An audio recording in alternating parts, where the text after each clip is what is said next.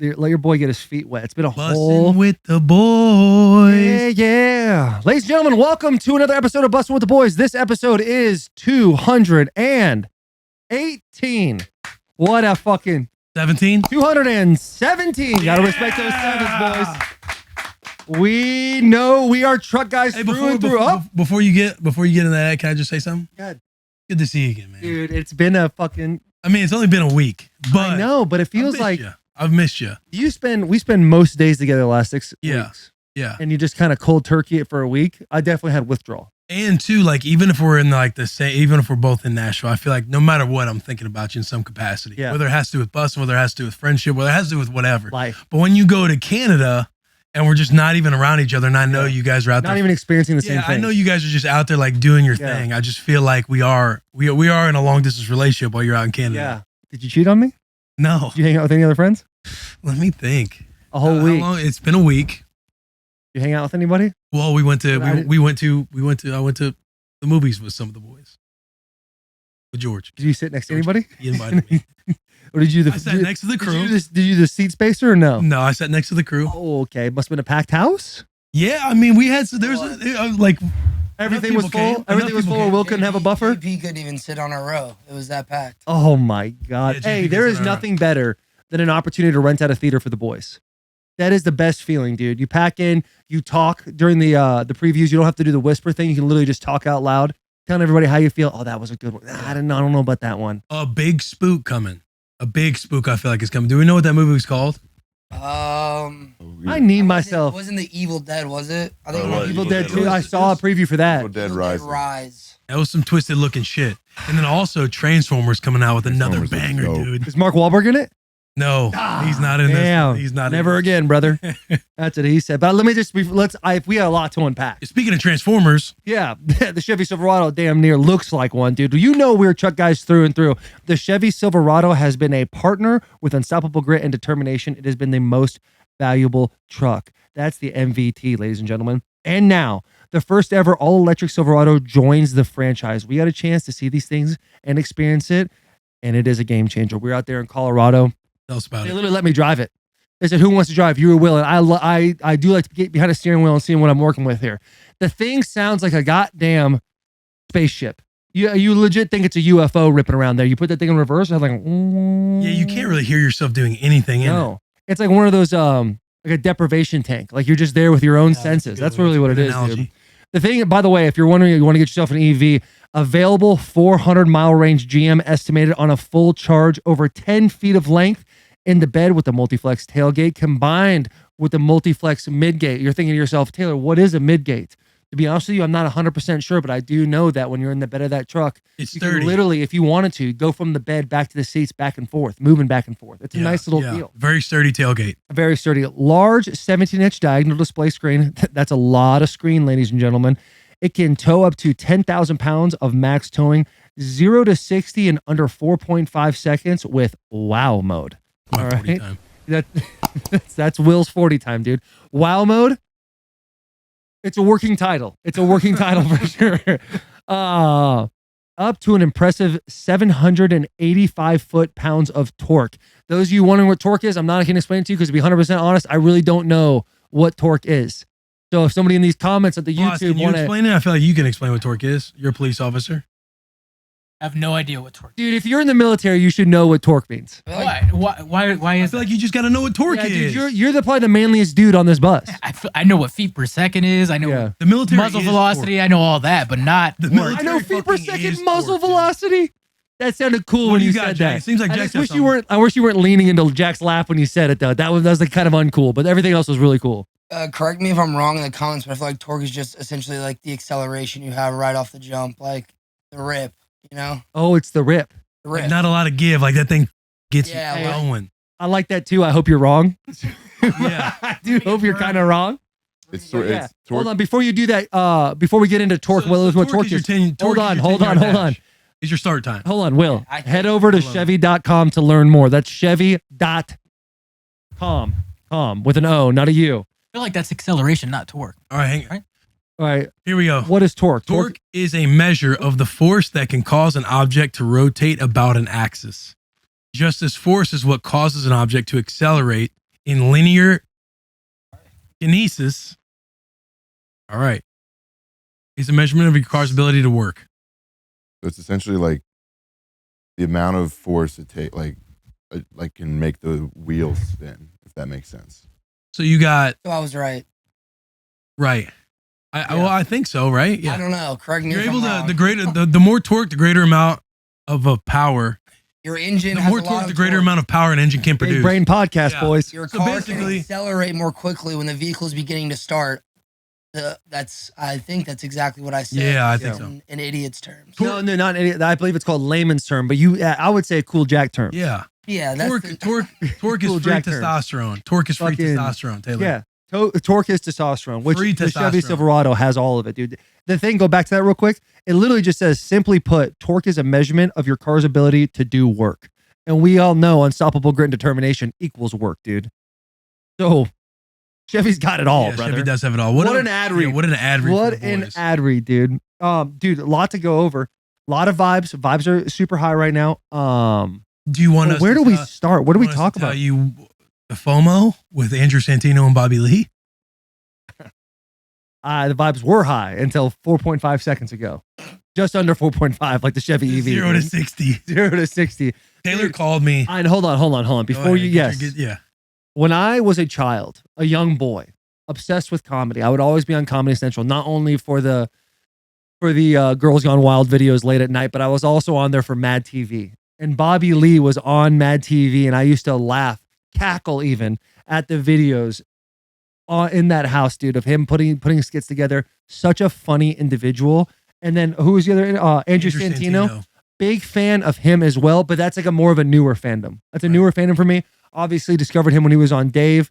And the guy, I've seen a couple of, is it Bad Friends Funny on podcast Dave. that they do? Yeah, Bad Friends. Brother, that shit is, you just see the clips on that thing. I guess I'm a tier 3 of that podcast. It is fucking funny. It is a very, very funny podcast. The way they do the back and forth. I saw a clip of them doing 911 calls, like doing improv 911 calls. Bro, to have each you other. seen Andrew Santino mocking Bobby Lee's mom? Yes. Oh, I'm Bobby Mota. He's got the cross-eyed. I think dude, he just wants it's so to funny. I'm Bobby Mota. Dude, yeah, so tell me about it. I want to fucking put that in there because there was a lot of Taylor calls. heartbreak. Taylor calls later in the day and goes, "Brother, give me one word." He's like, "I have so much FOMO, but just give me one word that describes the podcast." And I was just like, "Incredible." That's a pod you can't hold in. I feel like their dynamic is one of the best dynamics in the game, and I'm saying one of the best because I'm not thinking of others right now. But dude, the wit that just the chemistry that they have with each other. Like Bobby, you can tell I had no clue my man was smoking meth or doing meth at 12 or 13 years old. Oh yeah, A lot to unpack with Bobby Lee. that's how you become funny. Is by Doing meth, just doing meth hard at a young drugs. age. Yeah, because I was like, he grew up in San Diego. I was like, brother, I thought you did like better drugs out in San Diego. Like meth is something that, the small town just fucking people try to get. Yeah, but busted San up. Diego's right next to TJ, and TJ anything goes.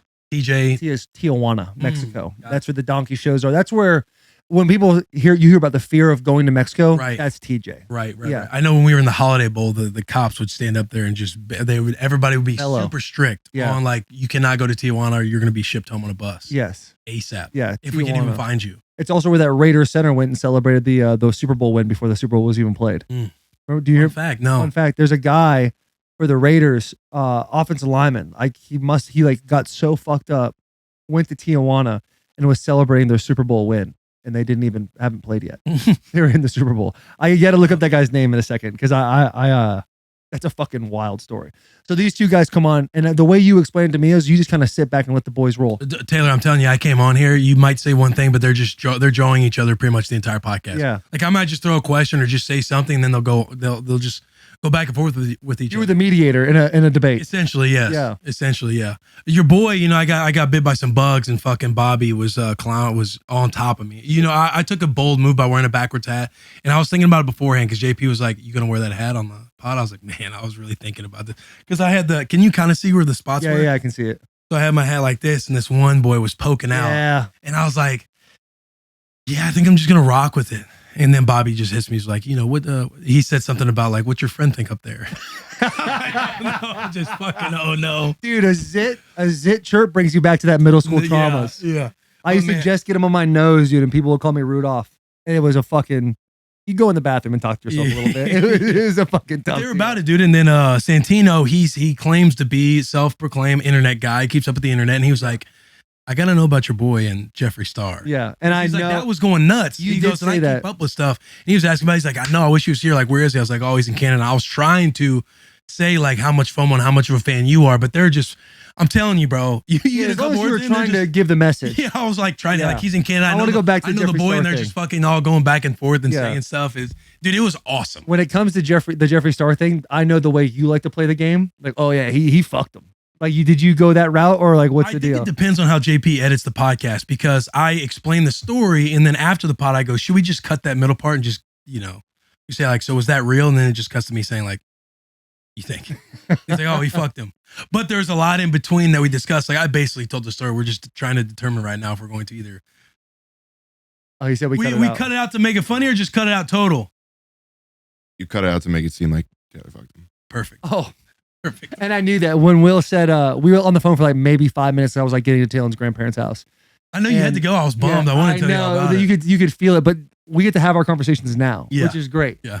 Because a lot of times we have these conversations, we get back on the bus, and it's like Will and I feel awkward, like reliving the same conversation we had 5 And then I minutes gotta ago. give this instant reaction. The same enthusiasm. Oh man. But you did say the Jeffree Star thing, and I was like, I gotta go, man. Blah blah blah. I hung up the phone. My first thought, those two walked away thinking I was gay. Cool, whatever, man. Hey, do what you want, type of If you're a mentality, tier right? one- if you're a tier one, obviously we'll have the clip to have fun with. But if you're a tier one and you're listening to the pod right now, everybody kind of knows the inside joke. We get to play into the inside joke, Right. But yeah, it was awesome though, bro. It was a great time, and they fuck with the bus. They said this was like their favorite studio that they've been on, Well, it's a cool studio. It's a very unique studio. and they're like, whenever you guys get out to LA, we'll have you guys on the pod too. We got to go to LA. And they were awesome, man. I wish we could have went to their live show. They're touring around doing their podcast live show. Santino does 20. Insane. Oh, you went? Me and Garrett went. Was it awesome? Garrett and I. So from us being on spring tour for 6 weeks, it was we got a lot of good notes from their live show. But they did about an hour of stand up between three of them, and then they did 1 hour of the full live show.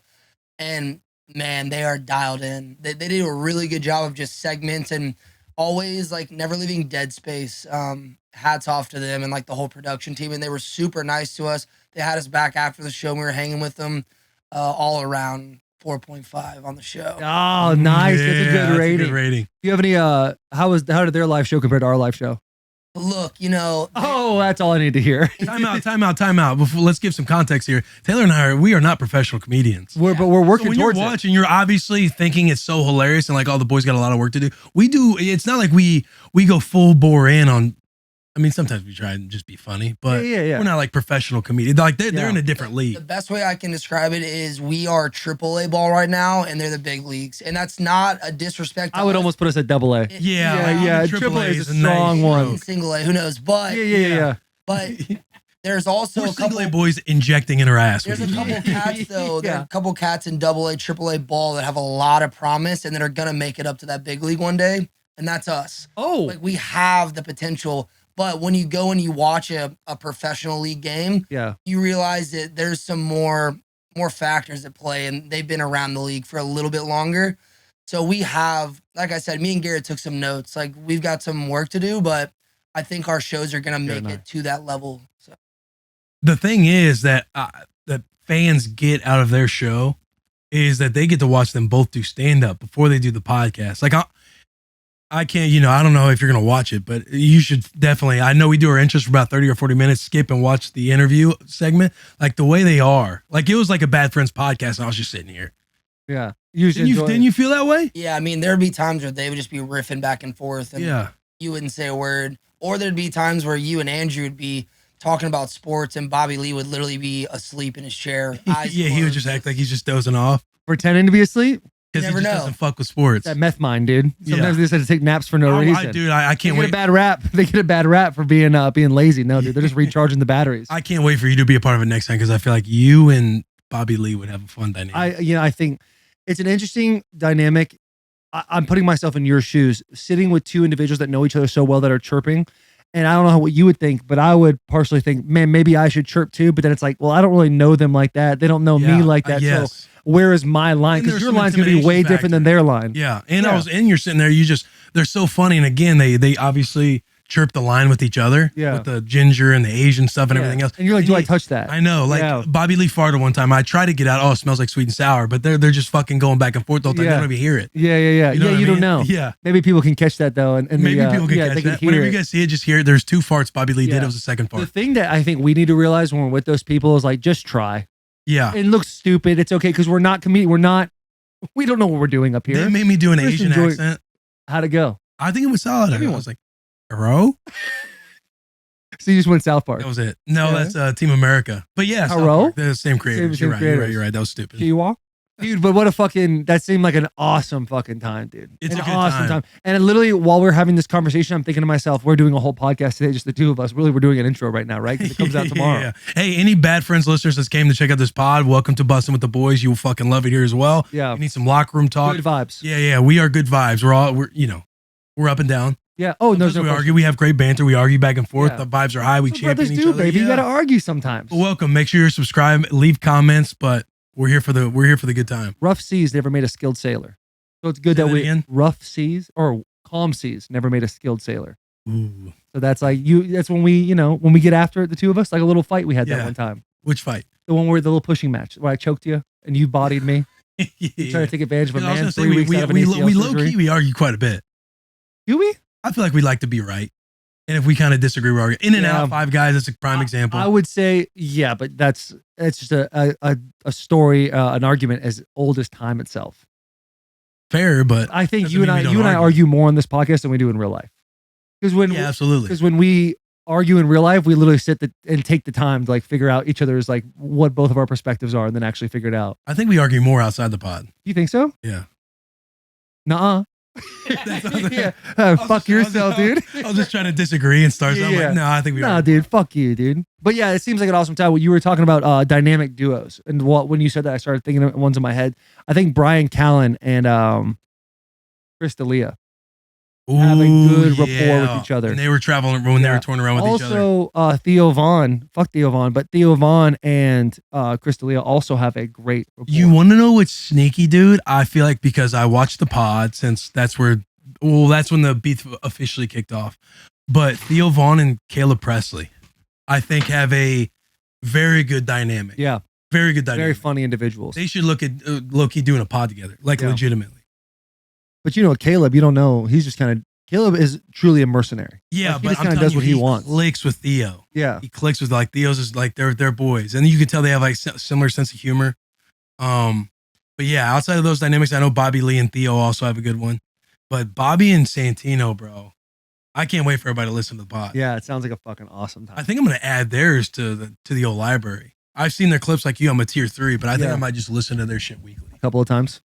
Yeah, well, give them a couple of goes. Yeah, give it a couple of goes. See how it happens. Because those podcasts, if it's anything like congratulations, it's like there's gonna be times where you're laughing real hard, and then other times you're kind of like waiting for them to figure out where they're at. Because I feel like comedians just work on their bits on the podcast and kind of try to feel it all out. Yeah, which is exciting to see. I also want to go back to the live show thing.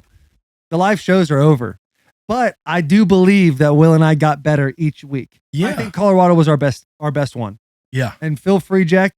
You can interject with that. You got the mic, Mitch. You got a mic. If you guys feel any differently, I thought Colorado went really well. Yeah, it did go well. Perfect. All I need to hear. That's fucking that. No. And now we'll hit the podcast. Colorado was good. I loved all of them. We started talking about it last week. We felt like the best party time or the best like night out and overall show was Texas, Austin, Texas. Yeah, Texas. That night was a lot of fun, dude. That was a lot of fun. We got an ad read here with the Blue Nile. Should we hit it?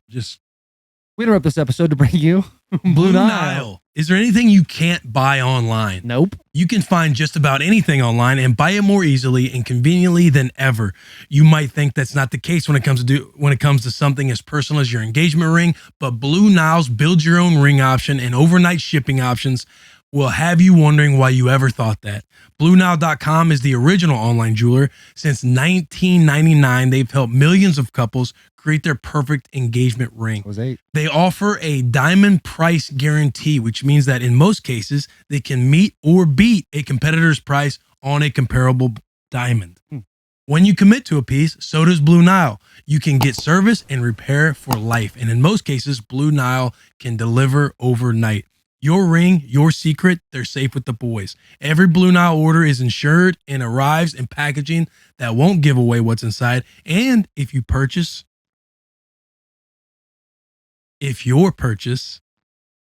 isn't perfect, there's no problem. Blue Nile offers a 100% satisfaction guarantee with guaranteed free shipping and returns. Right now, you can get $50 off your purchase of $500 or more with code BUSSIN, BUSSIN, at BlueNile.com. That's $50 off with code BUSSIN at BlueNile.com, BlueNile.com.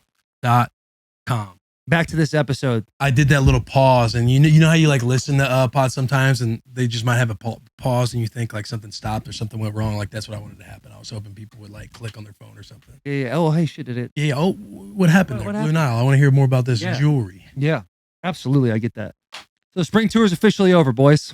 Yeah. We're done. Spring tour is What done. were your favorite ones? I thought Texas was awesome. Hey, Texas. Go facilities, then just overall experience. Oh, well, I heard you guys had that conversation in the last. Actually, that brought up something. Hey, Garrett, I want to thank you for getting on Will about botting me on a podcast that I wasn't on. Those first 30 minutes, brother. You're It was welcome. open season on Old I know Lawan. we took an L, but we weren't going to take an L without you. I fucking appreciate that, dude. I had to And stand listen, up. the game was on me. The game was on me. You guys did everything right. You two. If I got fired as a head coach, I would hope to God that team would retain you guys for how well you guys did and showed the progress. We would have left. We would have resigned. Yeah. Fair enough. Immediately. And like we said before, we win as a team, we lose as a team. Right. Yeah, and it's on coaching. That being said, our boys didn't want to play. No, not at all. You know, well, it's on coaching. That's But awesome. you can That's tell our what I was boys didn't want to be hoping, there, though. dude. Spring game, sun was They out. were thinking about Mill Avenue. You know, Yep. the tight end, he scores, he takes my watch, I hand him the watch, he puts it on. I was got checked Will out after Compton's that. house on my wrist. In the downfall, the watch. Yeah, the watch was the downfall. Well, you That know, was a big play. That was a big play. well, I got nervous when they asked us if we wanted to talk to him because I knew you have what is it?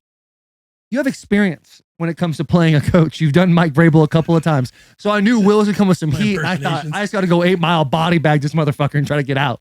Guy didn't really have a whole lot, a lot of You experience talking doing about that. the pregame speeches. The pregame speeches, and obviously Gotcha, it bled gotcha, into. gotcha. It was a fun game. It was enjoyable, but I do think our boys weren't there to play. Our boys were there to get through the day. Yeah, absolutely wild to say this is Will Compton's fucking house. On Isn't my that wrist. crazy? Yeah, that was Isn't that fucking wild? Crazy. Hit him with one of those right there. That little It's like, piece right fuck there. Will Compton and that fucking maroon team. This is his house on my wrist. No, right you here. didn't catch it, but I'd say they didn't make these in maroon. And I thought that was a nice Ooh, one that's a too. good one. That was a good one. Yeah. Yeah, but a lot of shit, dude. It was a great time. Arizona was awesome. But before that, boys, I mean, the vlog of Vegas is officially out. This comes out Tuesday. Obviously, it comes out tonight, which is Monday. Which vlog are we 6 talking p.m. about? The vlog the of- second one? Me absolutely putting the ski mask over my head and taking down Vegas for everything it's worth right now. Things are going Well to quite well. too well. Things are too good right now. You can tell there's a massive drop off about to happen eventually. And so your boys will be back out there May 24th. We're gonna fly some fan out of Bussin' with the Boys. A fan of Bussin' with the Boys is gonna be able to come and gamble with me and Dana in that private room. I believe from what I saw on Dana's comments on his post is that he is going to spot the individual. So literally you're playing with house money. We're talking about big time fucking dollar bills. Go and get what's yours with me, Dana. We will have some sort of thing how you can enter, whether it's subscribing to the podcast or, following Power Slap. Then that evening after we're done with gambling or before that, we'll be at the Power Slap event. Those of you who think Power Slap's, I see the comments, Power Slap's not a real sport. It is fucking entertaining. Yeah. Any way you want to slice it, dude. Watching a gentleman hold a stick behind his back and get absolutely slumped, that's fucking TV, boys and girls. That's reality TV at its finest. It is doing numbers like crazy. If you guys want to be haters on it, go ahead and be haters on it. But we have an absolutely once-in-a-lifetime situation coming up that I hope one of you, I hope all of you get into it, and we are going to choose one of you to have truly this amazing experience. It's going to be awesome. But You said he's spotting. from what I saw, JP and I were talking about before the podcast. Sounds like I need to figure out how I can get in. on Yeah, this. I was thinking about that. I was like, bro, how do I get one of the boys in like that? I think you need to try it one time. Yeah, I'll do it with Dana spotting. Brother, like there's just there's no way. Like you've won a couple times now, and I'm like, fuck, man, if I can just get in on that same kind of hand and shit like that. It's been. Because it just doesn't always go that way. Well, And I you can't- went down. If I'm ever down Mhm. tens of thousands of dollars, I'm fucking sick. Yeah. brother. But there is, I'll tell you what. Here's the positive about what happened in Vegas is I got down 50,000 in a hurry. $50,000. There'd be a gun to my head. I looked at Dana and I go, Dana, what's going on? He goes, give him 30. And he bet 30.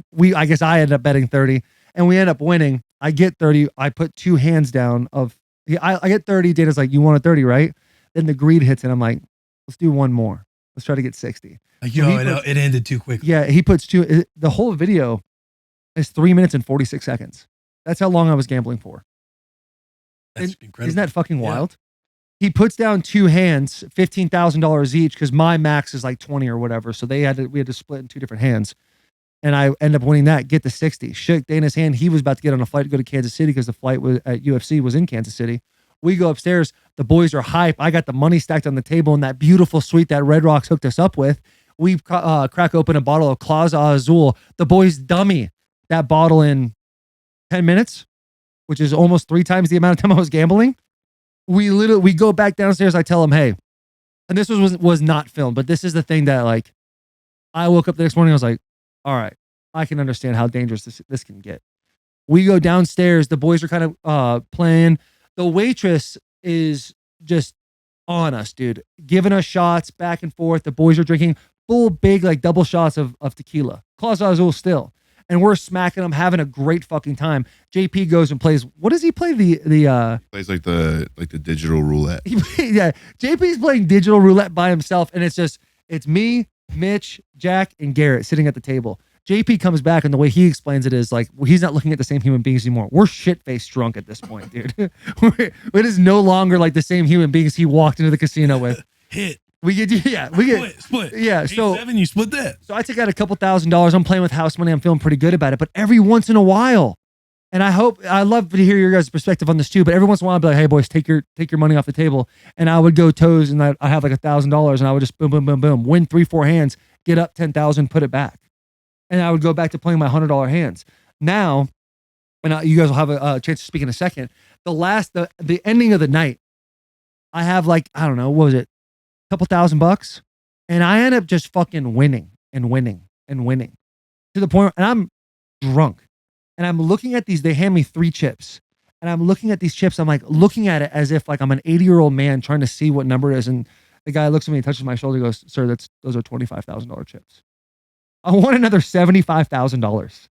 So I won, what is that, $135,000 in that night, and it's fucking crazy. I end up going to sleep. I wake up the next morning and I have all this money and everything feels good. But at the same time, I'm thinking, man, this is how they get you. You got to be smarter. It obviously worked out, but fuck, that could have been a crazy negative deal. So where's your gambling career going from here? I've scared myself straight a little bit. Like I'm going to go with Dana and ride this as long as I can. On film, we won 40 that night. The second night, the first time we went when you were there, we won 40 that night, 40 the second night, but only 40 was filmed. And then 60. So I'm up 100 being filmed right now. $100,000. But overall, you're up $200,000. Overall, I'm over $200,000 up right now. And this feeling now to me is more scared than excited. Like, hang on. Let's reel that in. Let's talk about that. The reason why over $200,000, and I'm scared. You don't have to go back. You just have over $200,000. I know, but Dana calls me. Dana's like, brother, I'm more scared now. Like, hang on. Dana calls me. He's like, brother, we got to see how long you can keep this going.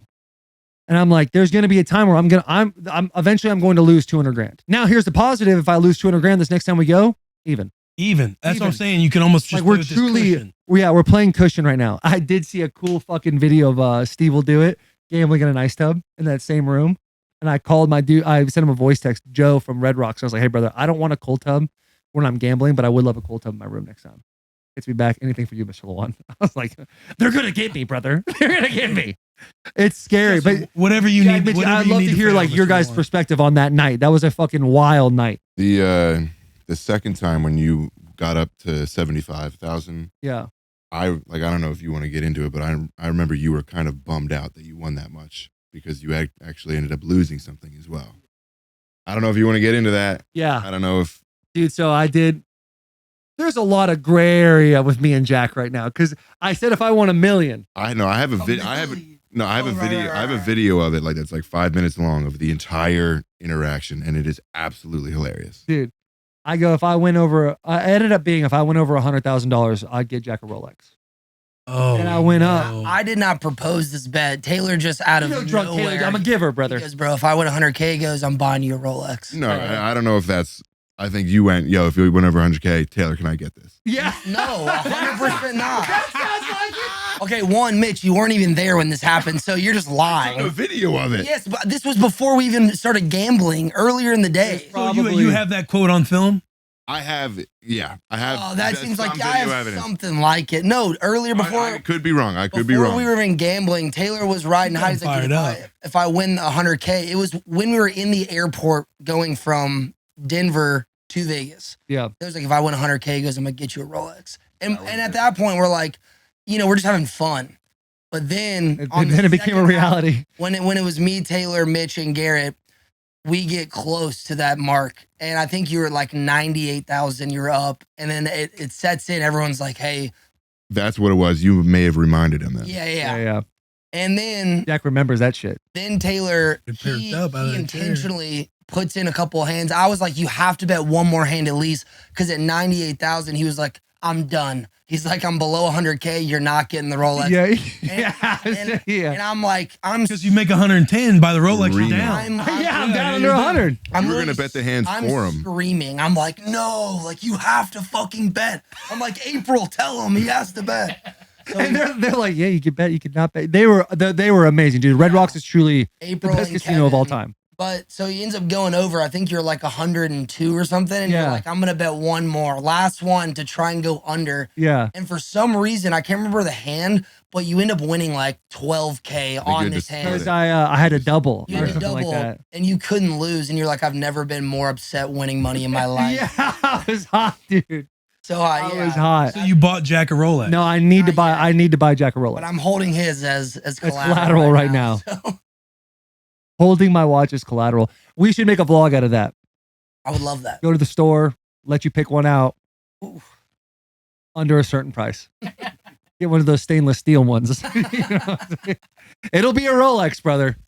It'll be. I do owe you a Rolex. I will pay for Rolex. I'm done doing. But I feel like I can't just get you one. I have to fucking get the boys something too. Brother, I don't need a Rolex. Taylor's I'll first. take So two. Taylor's first time going when we were all there in Vegas for the first Oh, time. bro, you're such a cuck for telling this story right now. Taylor, I forget what the number was. It might have been. I don't know what it I was. think I said if I win 50. Yeah, it Because was I knew something like 50 that. that- yeah. Because you ended up getting over 50 for the second night. Yeah, because But I don't know if it ever came back up. But Taylor's like, if I went over 50, I'm getting all the boys. It was some kind of watch. No, I said I'm gonna get the boys something nice, or at least give them cash or something like that.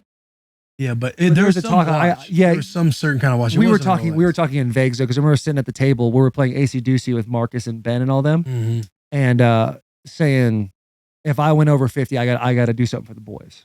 Yeah. And you're like, oh, that's nice of you, Taylor. And then you go, but what about me? Yeah. So I ended up winning it, but I got the boys. I gave the boys cash. We went upstairs, slapped down 5K for the boys. So this is for you guys. Go crazy. Go crazy. Do your Put that thing. thing on black. And I think, bro, and here's another thing that's crazy about Vegas is that night when we were all drinking, nobody lost. Unheard of. Every single person at that table won money. And there's a couple times Mitch was on his last couple pennies, and I take 100, put it over there, and all of a sudden he'd go boom, boom, boom, boom, be up 500. It was an experience that I Dropped can't. Vegas to its knees, bro. Dude. I was asking questions the entire time. I had no idea what. Yeah, the it was hell I his first time doing. playing blackjack. But like Kevin was helping me out. Obviously Taylor and like Garrett was helping me out as well. Jack was helping. It was like It's a team effort. was a April was team. helping me out. Like I had no idea what I was doing. And like the more and more drunk I got, it just kind of didn't help at all. And I was like, I got more confidence. I was like, all right, I'm going to do this instead. Yeah. It burned me sometimes, but it also helped me out sometimes. Yeah. There was a couple times Mitch had like 15 and the dealer was showing like an 8. And I go, Mitch, you're going to bust, but you got to hit. And so That happened he'd a lot. hit, he'd bust, I'd win, and the dealer would bust, or something would happen The theme of the night or the saying was just for the greater good. for the greater good, dude. It was like, if you're thinking about a vibe, like a Vegas experience, that truly was like maybe the greatest Vegas experience I've ever had. We It was- checked a lot of boxes. Checked a lot of boxes, dude. A lot of fucking boxes. It was awesome. But I really do think maybe not this year, maybe not next year, but you got to do it once. In what capacity? I mean, we could take it and then just fucking, I'll dumb it down to like a different world. Yeah, you can do $5,000 You know what I mean? hands instead of $10,000 hands. I mean, And try to win 4. Yeah, I mean, we should do that You know what next I mean? time. We should absolutely do that. It's a wild fucking deal. It's a wild deal. But let's talk about what else? What other boxes can you check? I can check this Game Time box, dude. This is the exclusive ticketing partner of Barstool Sports, created by fans for fans. Game Time is a ticketing app that makes it easier than ever to score last-minute deals on tickets to sports, concerts, and shows. They guarantee the lowest prices. The boys go out here. I think NASCAR's coming around the corner. The boys are going to motocross, supercross this weekend. What are we going to use? Game Time app. That is what we are going to do. It's possible with the Game Time app. The biggest last-minute price drops can be found on the seats you thought you could never buy. The purchase process takes just 2 taps and 10 seconds. And once you buy your tickets, they're delivered directly to your phone. No printers needed. The app also allows you to easily share tickets with friends via text so you can get into the game seamlessly. Skip the hassle and enjoy the moment. Download the Game Time app or go to the website, enter your email, and redeem code Bussin. That's BUSSIN for $20 off your first purchase. Terms apply. That being said, back to the episode. We're here. We're here. Yeah. I was like saying that now. Will, have you seen all of the chaos going on in Colorado right now? No, what's the chaos? Homeless. How they sold a lot of tickets for their spring game? Well, no, they had a huge sellout for their spring game, Yeah. but in the last week, this is how many players have either entered the transfer portal or decommitted From Colorado? from Colorado since the spring game this past weekend. I wonder why. Is there anything that Dion said? I've been looking around. I haven't seen anything. There's nothing like coming outside of the organization that's like pointing towards this. But when you have this many big guys leave or decommit, it feels like something might be going on. I don't know. Maybe those guys aren't Louis. Big news for Nebraska coming up in the fall. You know, maybe Yeah, I wish they had a loaded team because we're still gonna whoop that ass in week 2. But that's how I feel. That's how I feel. We did have a Taylor Lewan tweet the other day. Really? Yeah, Do what? it was that picture. He says, "Love y'all to life." Do what now? Dion, he had a Lewan tweet. It said, "Love y'all to life," instead of for life. It was nice to see. What goes on? What goes That on? also happened. Yeah, what goes on in your guys' brains when you guys do stuff like that? You just know what you're trying to say, and you kind of just tweet it out real fast, and then, you know, you look at it, or you get a text from you, and it's like, "Brother, it's this, not this," and I'm like, the worst feeling is Hang on. I do want to correct. I never come at you like that straight and narrow. no, you do, but it's not. It's not like a Brother, negative it's thing. this, not it's this. Yeah, like if you're like trying to do something, whether it's a giveaway or something like that, that is where I will chime in. yeah, because you got to get on that quick. Yeah, if it's something that you're just normally doing, just out in the wild and you're tweeting, Yeah. you'll see me in the comments for sure. Yeah, dude. And that hurts worse. Yeah. I saw the boys in the comments when you did your anniversary shout out, and I was like, I oh, know what is it? The crop god. The crop god. I back know. at it Literally, again. before I even saw your guys' comments, Taylor goes, "What the fuck are you doing with these pictures, man?" And like, show him, and I'm thinking, like, bro, I looked at it, like, how the fuck do you make it bigger, bro? Like a boomer, like a fucking boomer, dude. I was like, literally looking at my phone this close, trying to figure it all out. Whatever, dude. Whatever. Do you want those players to go to Nebraska? No, I mean if they're good, yeah, absolutely. Like if those Yeah. are solid players, We'll I see a take 'em. 4-star cornerback, yeah, we'll take him. Yeah. I don't know. I know Did you nothing want? about these players. Maybe they just weren't about it. Maybe they weren't about the culture. Maybe they weren't Louis. Yeah, maybe they weren't Louis. Yeah. Maybe they weren't built on that discipline that he preaches and wants and everything like that. Who knows? I have fucking no clue. I will look into that. It is an outstanding week, dude. The NFL draft is in 2 days. I know. The boys are going up to New York. We're going to HQ. Get that whole That'll thing be a done. fun time. That'll be really fun. Every time you go to HQ, it's a really good time. I'm anxious. I'm anxious to sit there as a fan and watch. First time. This is probably the first time you've watched a draft not stressed. No, I didn't watch the draft stress I didn't last year. Oh, yeah, that's true. Year before that, where was Yeah. I the year before that? So last year was nothing. Year before that, Could have been something. Raiders. Yeah.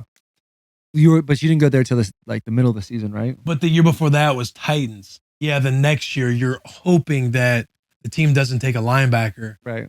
because that's when Haz was still there, Hazlitt. Yeah, and I see You're just hoping the team doesn't take a linebacker because you're like, okay, well, they'll still need they could still need a linebacker. Yeah, you kind of wish, and you just wish that the Titans would get their head out of their ass. You see them signing a bunch of white linebackers, and it's like the best one sitting right next to me. I know. It's just Rav knows crazy. I'm right down the street, but he knows I'm not available until November, December. Yeah, You know what I mean? yeah, He wants At guys least- who are bought in from the get go. yeah. That's fair. Yeah. You're gonna need that too with the roster they got going on over there. Yeah. Yeah, Because who have they signed? I've seen Neiman. He's a solid little backer. Now I did shoot him. We have the same agent. I had to seek out his number when I was on the Raiders because he held me on my first punt coverage coming back when we were at the Chiefs. He held me and tackled me, and I didn't get the flag. I ended up throwing up my hands and everything else. yeah. But I ended up getting his Thumbs number up. just to text him and let him know, like, hey, I just want you to know I filmed the fucking iPad, Yeah. and just to let him know you held me on this. It's always a tough photo when you got the arm coming out because it makes the arm look so much smaller. Yeah, the dude looks kind of sick right there. Yeah, but look at his right arm. His right arm looks fucking juicy. Right. That left one looks like Yeah. you could tell which arm he beats with.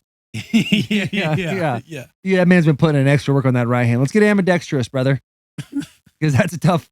I have a couple of them boys. You kind of look at it, you're like, bro, do I even do arms? And you see the other one, it's like, fucking, let's go, dude. But, sometimes you get caught at an angle. Yeah. Get caught in that exhale at an angle. For people who are like new listeners this year, I know we talk about it, I feel like every year around this time, but do you guys want to talk about like undrafted versus drafted cats or like how you feel going in? I know like in 2014 for you getting drafted, like what were your thoughts going into that week, like the processes and everything that Yeah. surrounds that?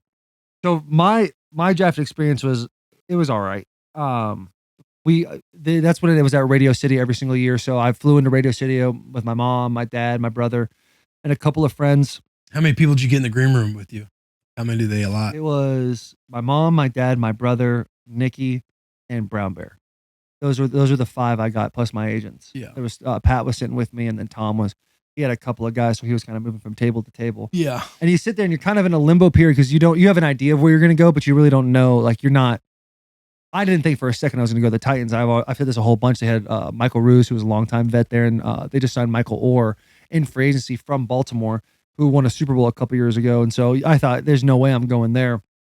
I didn't want to go to Detroit, and I honestly wanted to go number 6 to Atlanta because I knew I had a strong feeling I wasn't going to be the first tackle taken, but I had a even stronger feeling I was going to be the second tackle taken. And the whole week's awesome, dude. They treat you like royalty. You go do some cool stuff. Like you go to a couple hospitals and meet with some people that are just going through massive adversity, and you have an opportunity to sit with them for a while. And that's a really cool experience. And then you get there and it's like the nerves, dude. Like you walk in, I've kind of told this story about my mom where all the moms are wearing their Sunday best and my mom's wearing a shirt that it's the cleavage goes down to the damn belly button, dude. She was showing You could everything. go sell hot wings. Yeah. What's that? You could go sell hot wings if she needed to. Yeah. I don't know what that means, but Welcome to yeah. Hooters. Yeah. Yeah. Yep. Yes. And so I get to the green room. I'm fucking feeling myself. I got this tan suit, black collar. I'm feeling like a million domestic. I got my Ray-Bans on, and I go to Twitter, and everyone's talking about wanting to fuck my mom. So that was the first L I took during that day. Then, but the Monday before that draft and Thursday, the Falcons literally flew to Arizona and met with me, and they're like, "Hey, if you're there at 6, like, be ready." I'm thinking, I'm gonna be there at 6. Oh, I'll be ready. Yeah. So I don't know why. I still actually have it too, but when the draft process was going on, I got a napkin from the table I was at and a Sharpie, and I wrote down every single player that was taken before me. I still have that napkin in the basement of my house and underlined the tackles taken. I remember 6 coming up, and I'm like, all right, I'm about to be a Falcon. I'm about to be a dirty bird, dude. About to go live in Buckhead. About to fucking rip around in Flower Branch at the facilities. I saw the facilities. They're amazing. They're day and night better than the Titans facilities when I went there. And the phone starts ringing, but it's two tables over, and it's Jake Matthews you got taken, who's a good ball player. He's had a good career with the Falcons for sure, but I was hot. And I ended up leaving, and I told the story about Rihanna and all that in between going down the hallway at other podcast, but I was fucking livid. And then Ken comes, that's when the Lions picked, and I was like, please God, no. And it's no disrespect to the Lions fans. You guys are on absolute, you guys are doing this right now. You guys are ascending. But back then there was no ascending, and I was over Michigan. I had that assault case going on. So I was like, get me the fuck out of Michigan. I don't want to live in that area.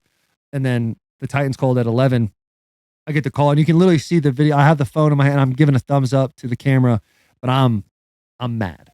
I was very Did you mad. go to Atlanta at 6? Not that. And then being the third tackle taken, I felt wronged. And I actually ended up talking to a guy that was a higher up in the recruiting process or the scouting process at the Falcons, and he told me, he's like, hey, the reason why we didn't take you is because all your off the field issues.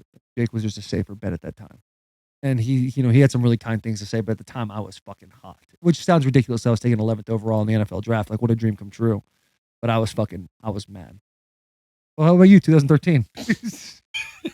Name did not get called. Yeah. I knew that when I didn't get invited to the combine, I was like, fuck, man. I was down in the dumps about it. And then, what is it, the top 300 or top 350 that they think's going to get drafted goes to the combine? Yeah. And then I had a good pro day. People with the how about that 40? The 40 was 5.6 laser 14710.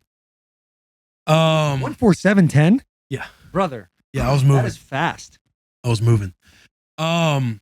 But walking away from pro day, I was on cloud 9 thinking like, yo, I made myself some money. That's where I went from preferred free agent to like later round, like 5 through preferred free agent. You're reading all the articles. Oh yeah. I just can't, you just can't fucking help it, man. You cannot help but just look at it every day. And it's funny you brought up the napkin thing and writing down all the players. I remember when I didn't get drafted and then I'm going to Washington, like I had that whole list of all the linebackers that got drafted and how long, like who would outlast who type of thing. I want to say maybe John Bostic was the only one who outlasted me in that entire class. But yeah, it sucked. There's a point where you're hoping to go like 5th round, maybe 6th. And then when you get to 7th, it's better to go undrafted than get drafted in the 7th round, even though you would get your name called and you would, be able to take a phone call and then celebrate with your family. But where was I? Oh, and then there's also a part of you that thinks like, the Bill Belichick's when they have these wild drafts where they just have some guy that's not really heard of and then they get drafted higher than they should. Yeah. You like play that moment in your head too, like that scene. You could be a Bill Belichick. Yeah, you could be like a fucking one of them Patriot guys that just gets fucking picked. So I held on to that hope, but when it didn't happen, like, yeah, it sucked. But I always just thought to myself, like, yo, if I get a real opportunity, I'll be straight. Yeah. Then you get there and realize like it's just a fucking uphill battle. Like, you know how it is, like when guys are on that 90-man roster and you got the guys from the rookie minicamp and everything else, especially if you're not like in those top 2 spots on depth charts, like you're just fucking running, 4 string. Yeah. Like I was living with anxiety. Any day could be the day you get cut. We were in a 3-4. So there was 3 teams, right? 2 backers, 3 and 4 was the second team, 5 and 6 was the third team. I was the 7th fucking backer on the roster, bro. And I'm talking the guy, to start. The guy who was a 3rd string, there's a rookie, an undrafted rookie who was a 3rd string that was ahead of me too, Jeremy Kimbrough. Shout out to boy Jeremy Kimbrough. But yeah, your boy was at the fucking bottom, bro. Damn. And like, yeah, it was a grind. I'm fired up about it now, but like you yeah, it sucks not getting your name called. You want your name called. It's just what it is. Like, that's just, you want to hear your name called. You want to see it on the fucking TV. You want to hear Mel Kiper and any of those dudes talk about you, see your highlights come across. This is a guy, like, he might be limited athletically here, but blah, blah, blah. And you're fucking seeing plays. Maybe that pick 6 from the Capital One Bowl that you take to the house. Cerebral backer, Will Compton out of Nebraska. He was a cat, blah, blah. You have all this stuff going on in your head that you just hope happens, and it doesn't. And, you gotta fucking adapt at some point. But anyway, that was my like draft experience. And the first day 1, the Chargers hit me up talking like, be ready. They ended up taking Manti Te'o at the very start of the second round because Manti Te'o fell out of the first round because all the stuff that was going on with him at the time. Yeah. But they're like, hey, we like you. That's actually Joe Barry, who's the D coordinator at the Chargers, who was the Packers, who ended up being my D coordinator with the Redskins. But they call on day 1 and you're kind of like, hopefully, the boy might get a call sooner than later. Let's go. Yeah. And then, day 3 came, nothing happened. Had family, had friends over, just like your usual barbecue backyard. How did that feel though? When kind of everyone's excited because what the day 3's 5, 6, 7? Day 3's 5, 4, 5, 6, 7? 4, 5, 6, 7. 4, 5, 6, 7? Yeah. So you're sitting there and everyone comes over at the start of 4. Everyone's excited and you're kind of sitting there, and I'm sure there was a point where you like walked away from the TV. Like, not like walk away. Like I was enjoying it, but people are curious like how you're feeling. You know what I mean? And how that's you feeling, and you're like, it is what it is. Yeah. Because you got to get over it. You know what I mean? Like the minute you don't get drafted or you like you're mad or whatever. Like at some point you got to get over it. Like it's like, do I take that same baggage? Because when I got there, like I'm nervous as can be. You got all these guys who are filling out all their medical stuff, everything. Everybody's kind of posturing a little bit, looking like, oh, is that a linebacker? Blah, blah, blah. Then you go through rookie mini camp and everything else. And then you get to the 90-man roster and you just see like, you just got to hit the ground running as a rookie. You know what I mean? It's not like they hold your hand or anything else. They just tell you, hey, don't watch the vets, don't follow the vets. That'll get you cut. Because vets carry themselves way differently. Way in different, off-season workouts yeah. than like a rookie would. Yeah. Dude, I remember when 6 happened for me, and Brown Bear and my brother and my mom, they were all like kind of trying to make jokes to make me feel better, but it just made me way more mad. I was like literally I had to like sit them like, guys, I just need you guys to shut the fuck up for a little bit. Like, Yeah. let me just be in this anger. And they kept doing it, and that's when I went to the bathroom. I was like, I gotta, and It's got to be a little heightened too, because you're at Radio City and you're around the who's who, and you probably subconsciously are like peacocked up amongst everybody, like who's gonna go higher here, who's not. It's not like I'm sitting in a room with all the backers, and then one gets up and leaves, and you're just like, these motherfuckers. right. You're kind of just hoping, and you don't realize at the time, like the needs of other teams. Like you don't really know that. You're like, I know, like I knew, like, hey, Falcons want a left tackle. You know, this team might want a left tackle, and that kind of thing. Mhm. But you're just thinking like the best players are going first, and this is what they think of you. Right. Like you're not good enough to go in the top 10. Like you're not that guy. Mhm. You're not that guy, pal. And Yeah. so there is you, as you learn more, you realize like, hey, this team just didn't need a tackle right now. This team, blah blah blah, all Right. that. They're like the team's literally doing what they think is in their best interest. It Yeah. has nothing to do with the personal kid. I remember the Titans fans being pissed I was drafted, mad Right, because because they had Ruse, and they're Yeah, like, they what had are we Ruse doing? that- We yeah. had the 11th pick. Like, Yeah. why in the fuck are we going left tackle? and Wiz like was like, hey, it's the best available player, blah blah blah, and I was like thinking that's nice of them to say, but am I gonna fucking play or what? Yeah. Like, you know, and you don't know, like there's that competitive edge in you, but then you see like Michael Ruse, and you're like, fuck, dude, like the guy had horrible technique. Michael Ruse had terrible technique. He had an ugly set. He always would clamp. He was always wearing dumb long sleeves at practice, but like he just consistently was a machine. Like last one in, first one out, but just did his shit Yeah. the way, and you're like, man, there's no way. And he's never like missed a game. He missed like one game his whole career to appendicitis that like exploded when they're on the plane. And he was still thinking about playing. You're like, I'm never gonna fucking play. And then I'm thinking to myself, God damn, if I have to go in any other position, career's over. Like that. Yeah. Like it's crazy the luck it had to happen. Shout out Michael Ruse for getting hurt week 5 against the Cleveland Browns. But like, thank God. You're not wrong about the luck factor. No, you need that. You're not wrong. Like there would be zero. I would have had a 0-year career had Keenan Robinson not got hurt on day 1 of training camp. Because I was 7, like I was telling you, and they only ran through 3s. Mhm.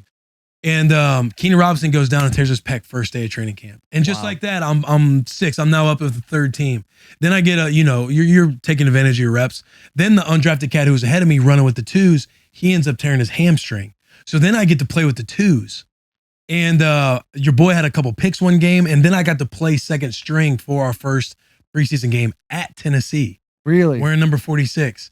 But truly, there would have been 0 career had injuries not happened in front of It me. would have just been over like that. Yeah. Yeah, I mean, you gotta imagine, right? If Keenan Robinson doesn't go down, he was a pick who they had the year before, 4th rounder, linebacker out of Texas, fucking looks like Tarzan, bro. Like that's what you want to look like as a linebacker. And literally first play of training camp goes down. There's his peg. Yeah, so What happened to his career after that? he played a few more years. He played Yeah. a couple more years. All right, good. But yeah, you're talking about that luck factor. I mean, you kind of need some things to go your way, as an undrafted guy, because sometimes like undrafted guys or people lower will like ask me stuff, and I just always think in the back of my head, like, yeah, sometimes you are going to need a little bit of luck, but whenever that luck does happen, you got to be like opportunistic. Like you have to be able to be ready versus like, pouting and sulking and thinking like I should be doing this, I should be doing that. Because one day your time's going to come. Right. Like, it's like if you were like, oh, am I ever going to fucking play? Like, okay, I'll slack off a little bit more in practice. I'll get away with this. Coaches, I'm a first rounder, X, Y, and Z. Then when somebody goes down or when they go out and your number gets called, like you're either going to prove them right by fucking not playing you in the first place, or that's going to be your shot to like have an opportunity and then not look back. Yeah. Didn't you also feel like you were already like in a bad position because of the number you're wearing? I don't know if you want to talk about that. Yeah, I mean, I was 46. I was Alfred Morris's number. He just came off of a Pro Bowl year. Alfred Morris, the running back, he just got done playing in the Pro Bowl. And so, like, when I had 46, it's kind of like you kind of already know what fucking time it is in that situation. And then again, like the just being at the bottom, like I felt like the linebacker coach didn't really mess with me. Some old head, loved London Fletcher, like love the guys. You know how it is too. Like coaches, they kind of love the vets that they have there. You kind of know who's going to be on the roster. If I was a first round pick, it's going to be, hey, bring him along, all this kind of stuff. But you got to know some of those guys are going to, like when we start to get more established, you kind of know the room. Everybody, draft week's coming up. some of the guys at the bottom are kind of, hey, don't grab this position, that position. You kind of know what your room's going to look like, unless there's a high round pick that's going to be like you, for instance, with like Dylan and anybody else. You know they're going to be on the roster. You're going to have to bring them along at some point. So sometimes the coaches don't mess with you as much. But when Keenan got hurt and Jeremy got hurt and literally fucking had 2 interceptions one day, and Mike Shanahan was like, "Oh, you're Mr. Interception," I'm thinking like, "Yo, Mike Shanahan knows who I am right now." Yeah. Because I made a couple plays on RG and Kirk. And then from there, it's like I got the opportunity to play, and then you just don't look back. Yeah. Like when you go in, you fucking play well, versus like, oh, he could be a bust, he could be this, he could be that. Why isn't he playing yet? He's a That's first your biggest fear when you're a top first round 15 pick. Like, why isn't he playing? It's it's not like you're a quarterback. Like I feel like quarterback's the only one where if you're not playing quarterback, everybody else should probably be starting. In that first year, you have that expectation anyway. And it shows like the amount of awareness that you are able to develop as you get older. Because when my rookie year, I thought, man, I could get cut. And I was you're not, if you're a first round pick, you're a top 15 pick, you literally have to do the most insane shit to get cut. Like it's literally almost impossible to get cut. But I'm literally thinking, I mean, got to the point I literally walked up to Ruse and I was like, hey, how do cuts work? Like, am I going to be all right? And he like laughed in my face. He's like, you're going to be here. Like, whether you play or not. But it's a fearful thing. I remember like the 4th preseason game was against the Falcons. We went down and practiced against them. And then I played the entire 4th preseason game because I wasn't starting. And they're like, just get out there, get your reps. Brutal. And I was going against the D end, and it was like this white dude. He probably got the cut the next day. But he was like saying to me, he's like, what are you even doing out here? And Jake Matthews is starting, by the way. Like we're playing Jake's 6, he's starting, and I'm not. I'm like, fuck, they were right. Like they were right to take him.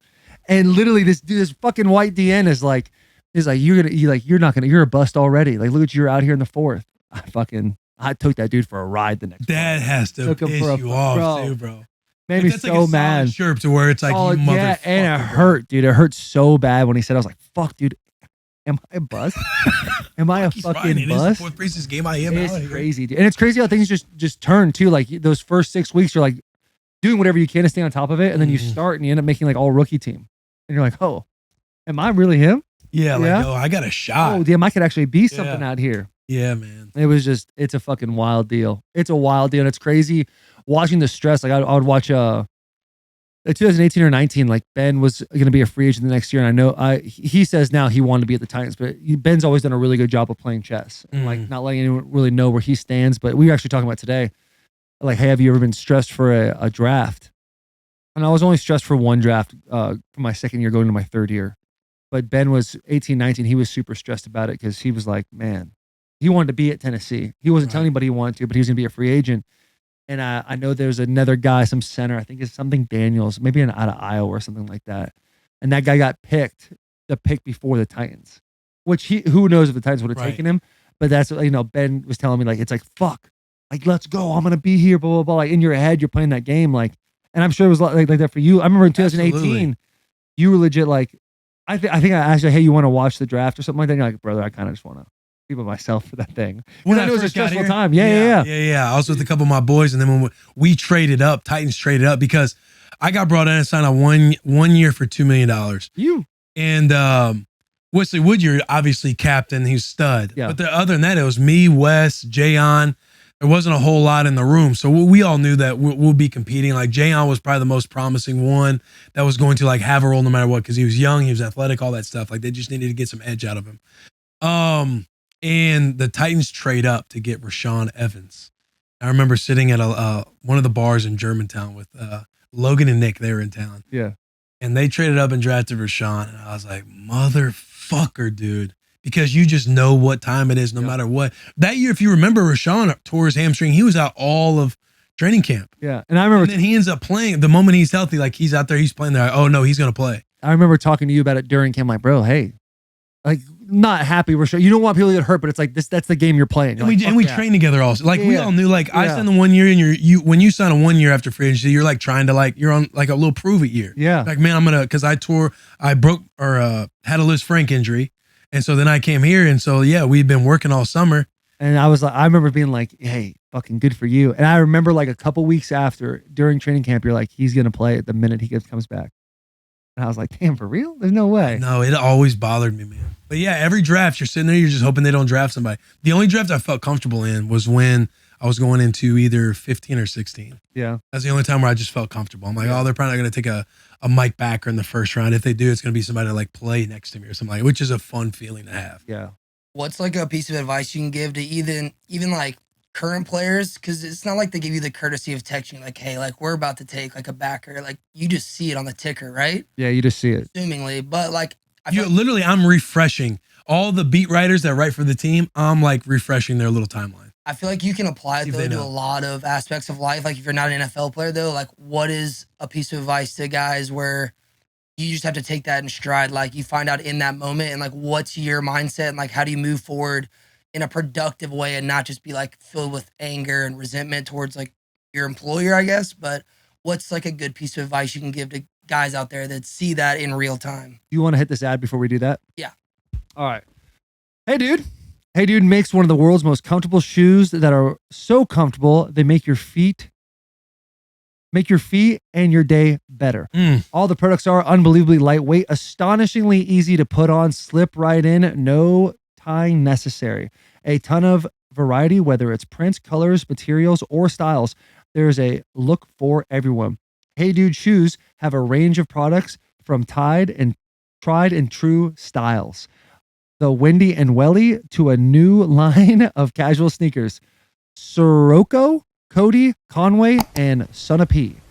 Sirocco is an all-new sneaker from Hey Dude. Same amazing Hey Dude comfort in a more athletic look that provides a cushy and grippy step.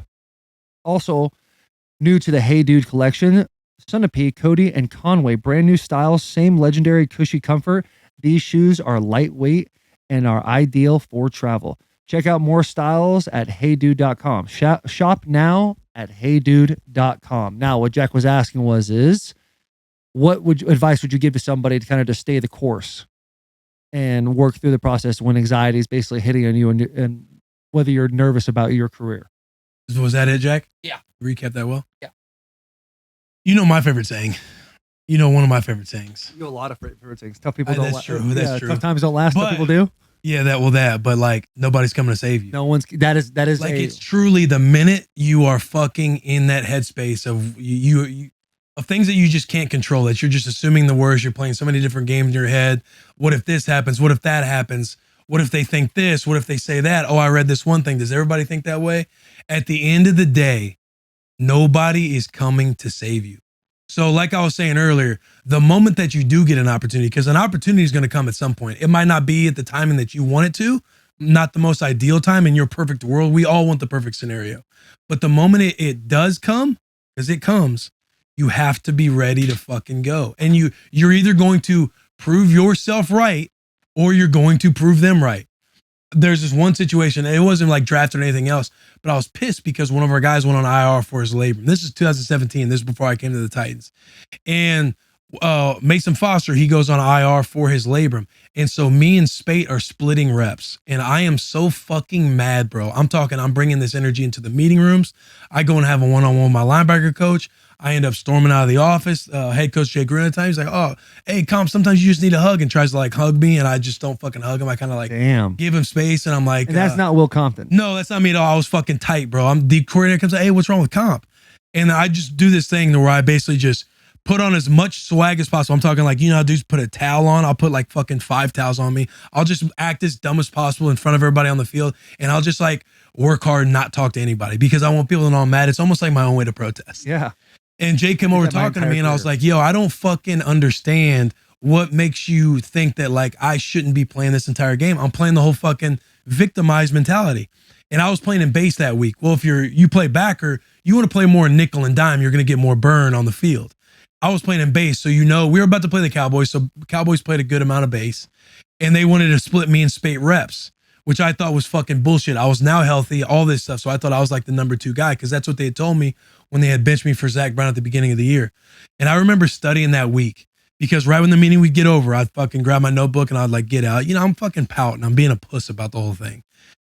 And I remember sitting at home as I'm studying, and I just remember just that same kind of conversation. I was like, I can bitch about this the whole time. Like I can continue to bitch, which I continued to do. And I was like, but if I allow this to leak into my play and leak into that opportunity when it does come. Because no matter what, at the end of the day, if I don't ball out on base against the Cowboys this weekend against the Cowboys, like they're gonna rock with Spade because Spade will play well, right? If Spade plays well, I play mediocre. Spade's gonna be the guy, and rightfully so because he took advantage of the opportunity. So even though I have not the most ideal situation or the ideal reps or my ideal package and everything else, like no matter what, I knew like I had to play well if I was going to create more opportunity to stay on the field. Fortunately, I played well. The boy fucking balled. Next week at Seattle, I balled. I call it my middle finger game where I had 10 tackles and a pick. Should have had a couple picks on Russell, one of those few picks that I had. Yeah. And that next week after the Seattle game, my linebacker coach calls me. He's like, "Hey, we hear you loud and clear. Like you have the keys now."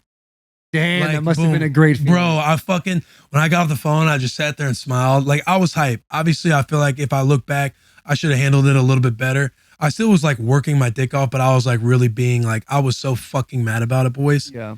And, but when he was like, "Hey, we all hear you. You got the keys now. Like the car is yours. Like everybody, you got the mic, you got all this stuff." I mean, unfortunately, I tore. That's when I had my Liz Frank the next week against Minnesota. But Damn, I bro. felt so fucking hyped, dude. I wish I could have finished out the year because could have probably got a better deal. I could have probably got a better deal. But yeah, that's like the example of the whole nobody's coming to save you. It's Taylor and I talk about this phrase all the fucking time. Like anytime we're in a bad situation, remember Taylor would call like before the week because he's getting the bugs are coming up. He's like, "Man, I can't wait to get out there, but I'm also nervous because I haven't been playing because my knee, or I haven't played since my knee."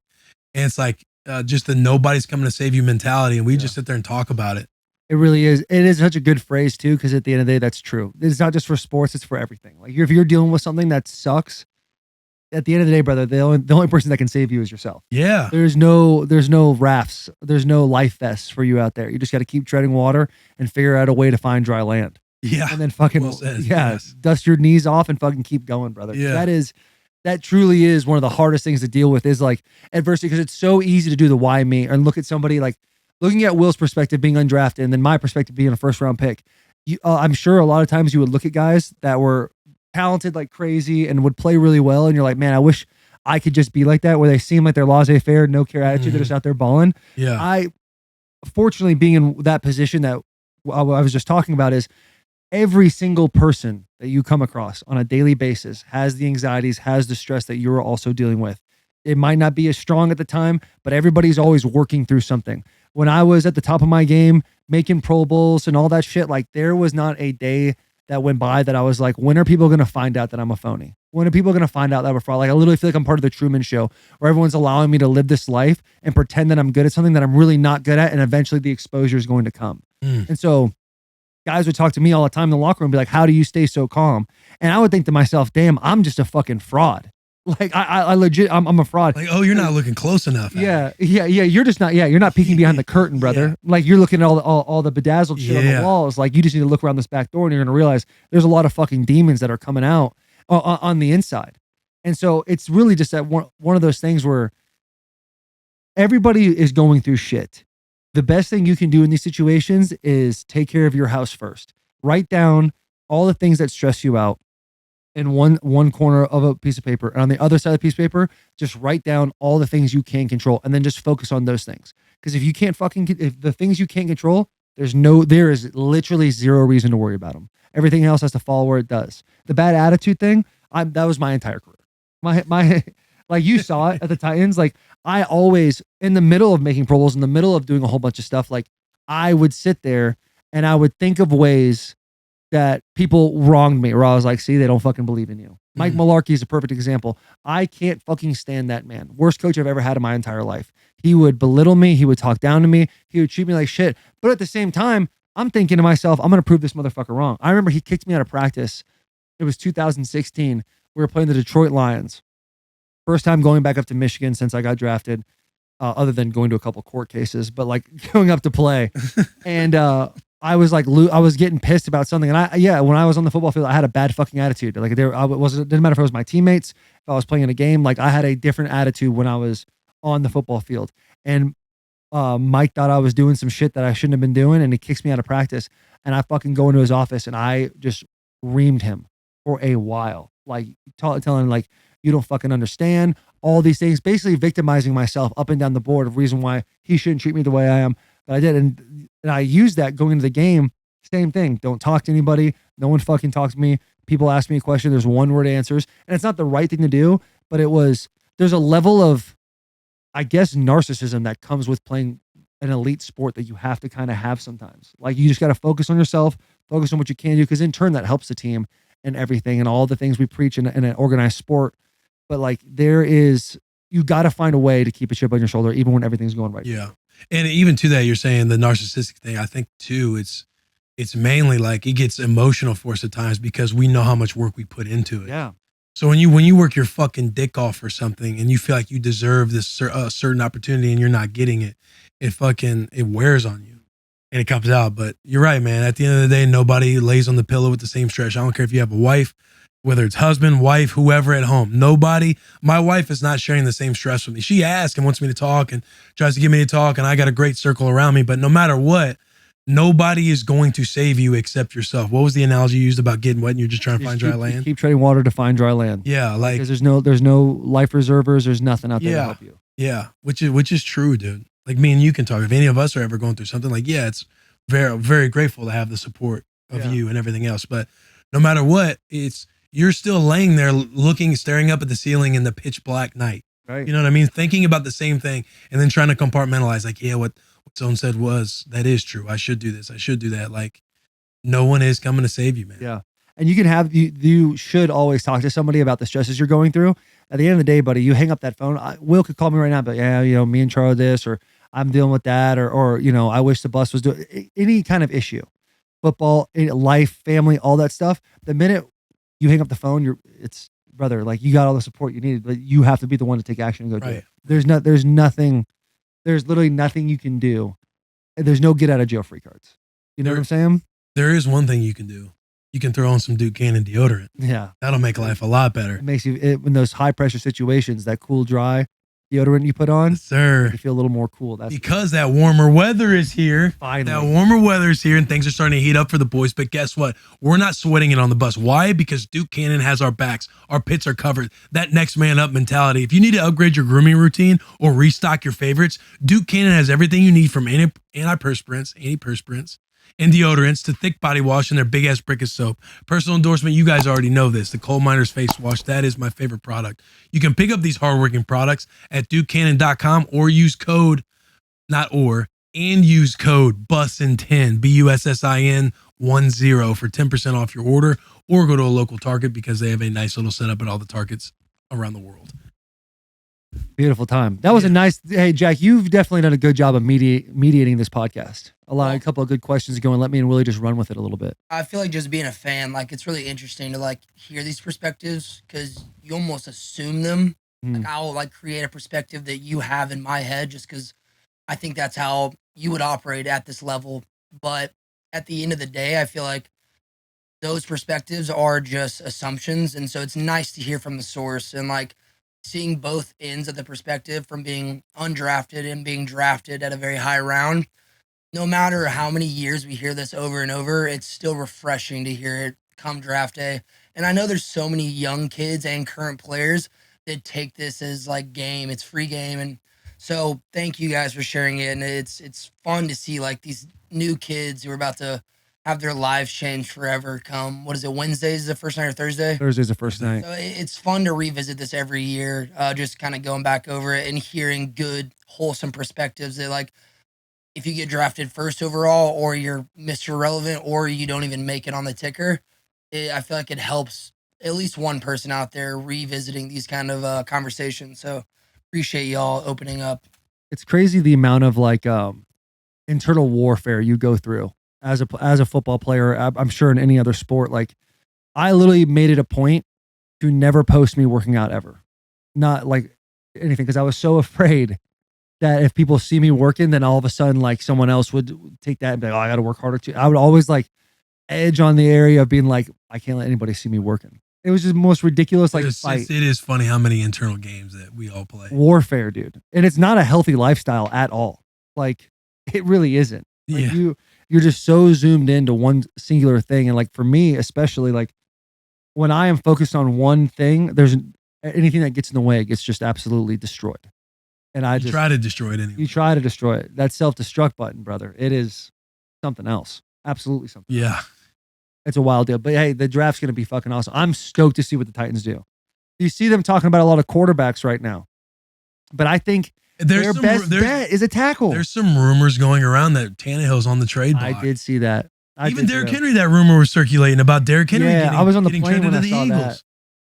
I'm like scrolling my phone everywhere. It seems like that source who tweeted it was like a credible source, but nobody else was like double downing on that. I'm texting Buck Rising. He's like, not as of 9 a.m. this morning. But everybody's trying to get confirmation. Apparently that wasn't a real thing, but I think it'll be interesting. I think the Titans are going to make a big move on draft night. I hope they trade and do something. 8 minutes ago, Rap, he tweeted, Titan GM Rand Carthen told reporters that he has not received calls about trading Derrick Henry. So I don't know what that, because I was a verified like beat writer. I forget what his name is, but yeah, very, very weird to like put your. That was a weird deal. Yeah. But how much is Rand being truthful? We got to get Rand on the pod. He told me he'd come on the podcast. That'd That would be awesome. sick, dude. Yeah, we should have him on. Hope maybe I will try to get him next I week. was gonna say, Yeah, right after the this draft, would be- have him talk about it. Because Ram too, he could just say that because you're never going to show any of your cards, and in his mind, you got to think Derrick's refreshing just like we are. If he's finding out on Twitter that he might be getting traded, so you almost want to come out and say that just to alleviate anything going on, while at the same time understanding like, hey, this is a business. Like we will operate in our best interest, not to intentionally like piss anybody off, but we still got to do what's best. Like if they are fielding calls about Derrick Henry and Tannehill, I think Tannehill's that one's kind of out there now. Yeah, that's a lot of news about that. Unless that's a wildfire that you can control, like you're going to err on the side of like, no, there's been no conversations, while at the same time hitting somebody up like, hey, we got to keep this under the wraps. We can still talk shop. And that could exactly be happening with Derrick too. Like GMs and like upstairs, like they try to be as transparent as possible with you, but at the end of the day, business is business. Mhm. You got to get shit done a certain way. Like if Derrick did go to the Eagles, Super Bowl favorites. yeah, you got to bet that. Yeah. You got to bet that, dude. That was back when they had like, who was it? LeGarrette Blunt and somebody else. They had like a They 1-2 lost a punch. lot of talent over this. offseason. Ajayu. Yeah. But yeah. when they had that 1-2 punch, bro, like they were nice. But you got to give Derrick those carries, brother. You got to give him those carries, and they're in a lot more like RPO offset gun. Yeah, they're a lot more of those. Yeah, I don't think he bodes well with that offense. But if you are looking at it from purely the team's angle of looking at Derrick and thinking of him as not a 30 times a guy game anymore. Well, I think Derrick would do well with that. Their O-line's so good too. Like it's not going to take 10 plus carries to get him going. Like they're going to get him to his fourth or fifth step, getting into that line of scrimmage untouched, and that's all you got to do with Derrick, dude. For Derrick to be as successful as he has been, you just can't get him touched by a line of scrimmage, and he will do the rest. He is, Now when you get a little loose block, shit goes haywire sometimes. That's not on Derrick. That's on the offensive line. But fuck, you get that boy going downhill a little bit. He can run inside zone like a motherfucker. He can run duo. He's obviously had a lot of home runs on outside zone. Like he can do it. That offset gun though, I bet would be a new transition for him, especially how much I formation that the Titans do. What's your draft day? Do you have any draft day surprises? Or what do you think's going to happen that could be big or just out of nowhere? Mine really is like, I think the Titans are going to trade Ryan Tannehill and move up in the draft this year. I think they're going to go after Trey Lance. What's up? I think they're going to go after Trey Lance. Yeah, that has been reported as well. Could. I think Ram in his first year, I think he's going to make a splash play. Absolutely. Rand. I agree. What is it? Rand, not Ram. He comes from San Francisco too, where they keep everything pretty tight-lipped. They don't really say anything, but if you remember, they made that splash with Trey but you would Lance have to trade if you traded Tannehill. Who do you trade Tannehill to the 49ers for? I mean, we need Brock. we need, you got Jimmy's gone. Jimmy's at the Raiders now. Yeah, but Brock's might not be ready by the start of the season. Yeah, and right now Tannehill's a better quarterback than Brock. Absolutely. And Tannehill would flourish with the Niners. Man, all that firepower around him. And it could also. I mean, they could trade Tannehill to somebody else and still make a play at Trey Lance. They don't necessarily have to trade him to San Francisco. Yeah, but it seems like there's a lot of quarterbacks in this. Will Levis, Bryce Young, CJ Stroud. They got some fucking dogs. Anthony Richardson. I like Bryce Young, man. I think Anthony Richardson, I think, could be a baller in this league. I don't think he's for the Titans. I think it's going to be between him and Will Levis if we get a quarterback. Richardson and Levis. I think Because the others are going to be off the board. yeah. Levis gives me Definitely not Bryce Young. Definitely not that. They're not falling to 11. who's that bust from UCLA? Rosen. Josh Rosen. Rosen one. Levis gives me Rosen vibes. I I hate putting that on his plate. I hate saying that, but the banana peel and the mayonnaise and the coffee, like something doesn't feel right. I don't know. I don't fucking know. And I hope if he gets drafted, I hope to God he comes on this podcast. I would love to talk to him about it. But like, I don't know. Anthony Richardson, like, dude, the guy is a fucking freak. Specimen. Truly. Like, undeniably, maybe the most athletic person I've ever seen in my life. The guy is incredibly athletic, but I don't know. You just need the Titans to get a dude. If they're going to get a quarterback, they got to get a fucking dude. And it's probably good that they have, it's probably best for Tannehill and for the Titans if they get a younger guy in there. Tannehill taking a lot of fucking hits the last couple of years. That O-line is in shambles right now. They got to do a lot of work up front. I thought they would do some more work up front in free agency, but they really didn't. I'll tell you who is a sleeper though, and I've given him some flowers on this podcast. Two of them, both of them I've said a couple of times. Corey Levin, Jordan Ruse. Those guys are sleepers starters for the Tennessee Titans, and I think they're going to play well. Ruse is really in the last couple of years, I've seen him come along in a way that, like, you know, Ruse is your typical meathead football player. Like, we were talking about DeFranco programming in Vegas. Remember that? We were talking about fucking the way we were he's always wearing the straps that make your posture the right. Like, he's about getting after it in the weight room. He hit me up the other day. He goes, "Your boy's in fucking shape. I'm nimble and I'm moving." He said, "I did 385 for 5 on bench. No problem." I love I'm nimble and I'm moving right now. Took 385 on a ride 5 times. Yeah, but that's always been the thing. I would always tell him and his wife, Mars, like, dude, just stretch. You gotta fucking stretch. Because when he came in there, dude, he was a little heavier set, stiff in the hips, wouldn't bend that well. And you can see him work on it. And he's fucking gotten better. You saw him play the last couple of games of the season last year. The guy can play ball. And he plays 100 miles an hour too. He's got a gas tank that a lot of guys wish they had. Absolutely. I think he's going to do well. And Corey every year's gotten better. Corey needed that. He needed that fucking talk on Rocket League the other day when I called him a muffin. Because goddamn, the boy was a muffin. He looked terrible. He looked awful. Well, he went on that year to basically... He was out of the league. Patriots. Well, the Patriots brought him on for practice squad, and he couldn't make it through the workout. He couldn't make it through practice. I was hearing that out in Oakland. Yeah. That he wasn't making it through that. And basically, it was a big reality check. And he took the rest of the year off and he got on that get right plan in the offseason. He got right. And I saw him the other day. I mean, you see the pictures. He looks fucking good. You see the photos out there. Yeah. Corey looks good. And I didn't say that to blast Corey. Like, listen, you were fat, buddy. You were fat and out of shape. And you look good now. Yeah. We've seen his mirror pics. He'll send them every now and then. Yeah. He is feeling himself too. Yeah. He's on the creatine. He's got that fucking C4 pre-workout. You know, he's on fucking 400 milligrams of caffeine getting into the fucking gym. He's getting after He's on that Lord forgive me of these games I'm about to receive. Yeah. He's out there fucking getting it, dude. A lot of things you can do for recovery also. And one thing, well, I don't know if you want to talk about Ice Barrel. It just came in the mail over the weekend. I can't wait to set her up. Really? Yes. Damn. Yes. Cold exposure is essential to athletic recovery and performances as it's proven to significantly reduce muscle soreness and pain, improve blood flow, improve heart rate variability, and improve muscle endurance. Shout out the boys at Ice Barrel. No free shout outs. Cold therapy triggers a nervous system response, which activates the immune, cardiovascular, and endocrine systems. This response can help improve hormone production, sleep, metabolism, circulation, and lower stress. Ice Barrel is a cold therapy training tool that makes it easy to bring ice baths to your routine. Their mission is to create the most accessible and effective cold therapy solution to help you get colder and feel better. The Ice Barrel has an ideal upgrade. Gosh damn it. Sorry, buddy. You're just going through the one right now.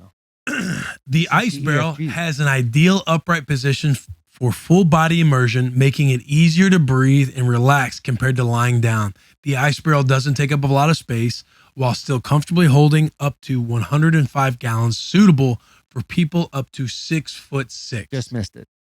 Incredibly durable. to withstand the outdoor elements, lightweight, functional, and portable, easy to drain and fill, made in the US of A, and comes with a lifetime warranty. We worked with Ice Barrel to get y'all $150 off of your barrel. Just go to icebarrel.com/Bussin and use code Bussin, BUSSIN, to get $150 off to get started with ice baths. Boys and girls, if you're having a little trouble in that midsection, that little tummy, them little spare tires are hurting you a little bit, it is literally proven. If you are in a cold submersion tank for 11 minutes a week, 11 minutes a week. Say that again, a week. 11 minutes a week. It'll turn your fat into brown fat. Don't fucking ask me what brown fat means. I don't know, but I do know brown fat helps. It helps burn off faster. Yeah. You literally burn it off much faster. So the hip area, all those little areas, you're kind of like, man, I feel good. I just wish this little piece was off me. That ice therapy. And it sucks, dude. Doing ice therapy is miserable. But the more you do it, the easier it gets. Get you a dunk too. Get that head in the water too. There's a whole bunch of, I think it's cold shock therapies. Go ahead and Google that. Cold shock therapies it's free proteins. No, cold shock proteins. It's free protein that circulates through your body that your body will release when it's in a form of stress that literally your body thinks it's dying. So it releases all these different things. That's why when you get out of a cold tub, your mood's better. It's like you just had a cup of coffee. You feel fantastic. Hit that thing consistently. Get you 11 minutes a week. That's all you have to get. It's not even 2 minutes a day. Not even 2 minutes a day. You get that 11 minutes a week, brother, you will literally shed fat off your body. And Ice Barrel can help you do that for $150 off. That's incredible. Yeah, it's a great. I'm gonna need that, by the way. I think you probably have one on the way if it's not already there. Good, because I got a cold therapy, but I want to put one outside for the summertime. Ooh, put it right outside my door in the master. Yeah, and walk out there. 6'7"? 6'7". But maybe being 6'7", we take a video and we show people like, hey, you could be 6'7" and still get in this thing. I can absolutely do that because I'm a big fan. I'm a big fan of cold therapy, dude. It sucks getting into it, but once you're in it, the hardest part is just stepping in it. And once you sit down or lay down or whatever you got to do, after that, brother, it's just you and your thoughts for 3 minutes. That's all you got to do. 10x your life with some ice therapy. Fuck yeah, dude. 10x your life. I got to pee really bad. Should we get to the Andrew Santino, Bobby Lee podcast, the Bad Friends podcast? How long have we been going? We've been over an hour. This is an intro podcast to the podcast. An hour and a half? Longer than Oh, yeah, we got to go. Yeah, this is the longest thing of all time. Guys, enjoy it. If you stuck with us this long, drop comments because you're a fucking tier 1 for life. Tier 1. You guys are going to love this interview, this hang with Andrew Santino and Bobby Lee. Subscribe, hit the little bell. If you're on YouTube right now, hit the little bell to turn on your notifications. Subscribe, unsubscribe on audio, leave comments, do all the fun stuff. Big hugs, tiny kisses. Enjoy the episode. Give me a spit cup. You don't have. You don't do the ear things. No. Why? We can, but I don't want to. We don't need cans. You don't need cans. I love the cans though. 'Cause I like. why do you like the cans? I like to hear what I'm Chicago saying. Bulls, baby. Also, I have slanty ears. Interesting choice of words. I have slanty ears too. What kind of ears? Hey, You gotta let him warm it up. Say it. Yeah. You can say it, not us. What, slanty? Yeah. I'm not saying that. What did somebody say the other chink in the armor? What does that mean? Shane Gillis, he can't say stuff like that. Yeah, he loves it. Not anymore. He Yeah. can't. Tony Hinchcliffe loves it too. Well, I think he can now. I think he can now because he's on Patreon. Yeah, he's fine. He can now because He's he's on fine now. Patreon. Oh yeah, Carlos goes slippery slope. Slippery slope. That's Slope who is said that yesterday. slope is an Asian derogatory word. What? We You can't. know Slope is now? Don't say that. Don't It's say always it. been. Don't say it. Nom. No. Yeah. Are you being serious? Yeah, I'm being serious. Slope. You never heard of You it? can't just say slope. You can if you're like skiing. You know what I mean? But if you see an Asian guy, you can't say slope. If you see an Asian guy skiing, then you can say it, right? Why? No. Hang on. Why is slope derogatory though? I have no idea, but it's like in the Vietnam War they used to say it. Yeah. Or You- zipperhead. Well, yeah, that's on Gran Torino. I learned that on Gran Torino. Oh, Gran that's- Torino. Yeah. You learn all that from Clint Eastwood movies. Also, they're fixing cars. nip is a thing too, but that's only for the Japanese. Nip. Yeah. What? I mean, we're I don't talking. like the way you say it. I know. Nip? If the way it was coming out of my mouth, I was a little But nervous. there's like the little crackers too that are called nips. Isn't that Twizzlers? Are they Has little ones. canceled? What are those called? Those are nips. What? Twizzler? Twizzlers. That's my penis. That's a little Twizzler. Yeah, it's a little Twizzler. Little cherry Twizzler. Do they call Twizzlers nips? I think that's no, the little ones aren't that? Isn't that what they're called? What's the little I baby have no ones idea what the called? fuck you're talking about, man. Twizzies, dog. Listening Your face. teeth are good. They're fake. Yeah, I mean, you they're beautiful. You should have saw them before the I thought you were gonna say you should get him. Look at his. He has 7 left in his mouth. Show him how many teeth you have left. Yeah, How I can many only teeth? show you, but don't show the your fans. Okay. He's got like 4 teeth left. Yeah. Hey, he really does. Homeless guys come up to us and they're always like, "Ooh, Yeah, that was me before. Oh fuck! back Look in at the you. day." Dude, those are deformed. Did football do that Yeah, to it was your not teeth? good. Or was that God? Some. Did God do that? God in did football. that. God did that. Yeah. Genetics. God did the spacing. The chipping the teeth started happening because I don't wear a mouthpiece. What was your heaviest when you were playing? 236. Big boy, big papa. big That's what boy. he's at right now. 5'4", 230. What are you, 5'4", 238? What did we measured yesterday in the hotel? 220, man. 220, 225, 5'4", You know, 225. it's so funny that you say that. Shout out to all little guys out there that are 5'4", 225. That's the Bobby Lee style, baby. Can I just say something, You're not dude? alone. No. You're not alone, fellas. No, bro. Can I just say something? Yeah, please. You say shit like that, dude. The other night at Louisville. What did I say? No, at the other night at Louisville, I'm going to tell you. Yeah. A girl came up to me and she goes, "You're like 10 times skinnier than Andrew talks about." Yeah. She saw my body when I got naked. First of all, she was trying to suck, and that was just her being nice. What's up? What? My feet? Yeah, your little No, my toes, penis? your little toes, your little bound Anyway, toes. I'm just We saying. bind- I think I'm skinnier than you. You know what I mean? I don't say that you're fat. You just said 220. What do you think? The camera puts weight on. Exactly. Thank you. The camera Stop puts weight eating on. so many fucking cameras, and then you'll be fine. That's fucking rude, dude. Congratulations on cheeseburger. Thank you so much. I think you're. I divert it by giving you a compliment, and You're then we not go fat. this way. That's the joke. Is you say that you're fat, and then I joke about it with you. You say it, not Penis me. is small. You what? My penis? Hmm. Do you want to go toe to toe live on Bussin with the No, boys I and whip saw out it. dick? Yeah, I saw that. yeah, Your just penis go. is- You'll be embarrassed. Go piece to No, piece you know what? You should live. be embarrassed. You should be embarrassed. Why? Your penis is so small. And You you should think Bobby's about killing dick is- yourself. Bobby's dick is like a pawn in a chessboard, and mine is like those outside chess pieces that are huge that you put in like a patio. Yeah, but if you pawn on a Comparison? In comparison, that's what it is. If you put a pawn on a smaller chessboard, it looks normal, right? But you're a pawn on a gigantic chessboard, Okay, nice Okay. try. Nice and it try. looks weird, Nice try. right? Do you know what I'm saying? Yes. I love yeah, football. Yeah, dude. Hey, I Name 4 positions in football. Oh, it's so dumb. Go. Running back. Yeah. Wide receiver. Yeah. Quarterback. Defensive linebacker. no. No. That last one doesn't count. That last one's not- Linebacker. Now what I'm gonna ask? Linebacker. Name four Linebacker. Hang on. Linebacker. four positions on Is defense. linebacker a new one? No, hang on. Four You positions on applauded. defense. Why'd you applaud then? Stop. Four- Stop. Why'd you applaud? No, that was like an Asian thing. They all at the same time. Yay! That's what they all did. And they did this. They're That was mocking weird. You. Don't Yeah, do they were that. mocking Don't do you. that. Yeah. They were mocking you. They weren't on your team. Name 4 positions on defense. Yeah. See? Yeah. Defensive linebacker. No. Let me see. Pass interference. Yes, That that's one? one. Yeah, no, that's Pass one. interference one. Pass Right. interference guy, Right. that's one. The coach. Coach is Defensive another Yeah, one. there you go. Coach. Defensive Right. coordinator. Right. And then the thing in the end. What is that called? Field goal post. Yeah. There you go. Yeah. Is that human or clap? You know, it was in the 1920s. That was a guy. A guy used to have to hold his arm up. That's all it was. Oh, really? No pulls, just guys out there. You had to kick through a couple of guys. I like soccer. Yes, you do. He's a big I like football. soccer. He is It is a- he is a most popular European in- football You get a fan. lot of puss, huh? I'm married. No, but you could. Maybe. Yeah. I was. It always is one of those things where I got the new teeth, but I was already married, so you never kind of know. Oh Oh, I yeah. can tell. You know what I mean? I can tell, man. But you can tell. Yeah, I can tell you. If you were single right now, you would kill it. Why you say that? Oh, I mean, I'm not gay, but I'm looking for compliments. no, I look at you and I go, I get tingly. Yeah. Parts of my body get tingly. It's not a gay thing, but What Yo. parts? the butthole. Is it prepping? Is that what it is? It just goes. Get tingly because it preps? It's like juicing. Boys, I can't. I'm gonna Better. fanboy for a second. I'm Okay. fired up. You guys are on the bus. We're stoked that we're I'm here, fucking man. fired up. I shot out a list. I want to say it was last week, and you guys were on, and somebody was like from Barstool was like, "Hey, Bobby and Andrew are going to be in Nashville next week. Do you guys want us to try to book it?" I'm like, "Obviously, fuck yes." But I think you two are two of the funniest motherfuckers on Thank the you, internet. bro. Thank you so much. Thank I you. watch your guys' pod, and your guys' casual hang around, like locker roomish humor and banter back and forth is all time. Thank you, brother. Well, this is what my friends and I do, and it was good that we could do that without You- any. You and who? Filter. You You and and who? me. Yeah, my Not best friends? friend. Yeah. Well, he has a friend. Look at that. JP, you're right. Yeah. He What's goes, your friend's name? J.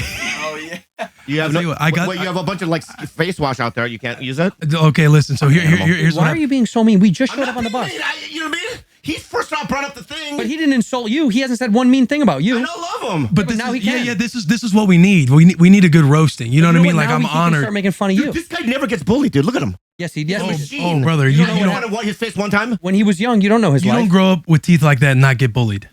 Yeah, but you're doing good now. Well, better now. Yeah. I look at you now. You know what I mean? You look like fucking. What's the worst financial investment you made with your football money? Worst financial investment? Yeah. Every athlete that I've known over the years has always made one bad one, real bad. This real estate investment. You dumped a bunch of money. Fortunately, I got the same amount back, but it was out of my hands for a long time, several years. Did you get involved? And in it was NFTs? fucking. Did you do that? No. No NFT. Is there any NFT suckers in here? None of you guys got clipped, huh? Bobby and I are in deep trouble. We try to sell. We're part of that big lawsuit, right? Aren't we? Me, you, and Beyonce.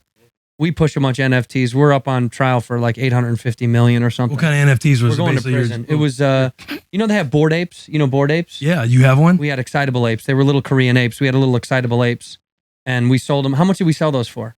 What would we don't even know. Well, we made it. You did it. We made like 600 million. You did it, man. Yeah. Hey, man. Hey, man. You know, hey, Bobby. Now that as soon as we Hey, landed man. in the South, he's gotten You his did it, little man. accent.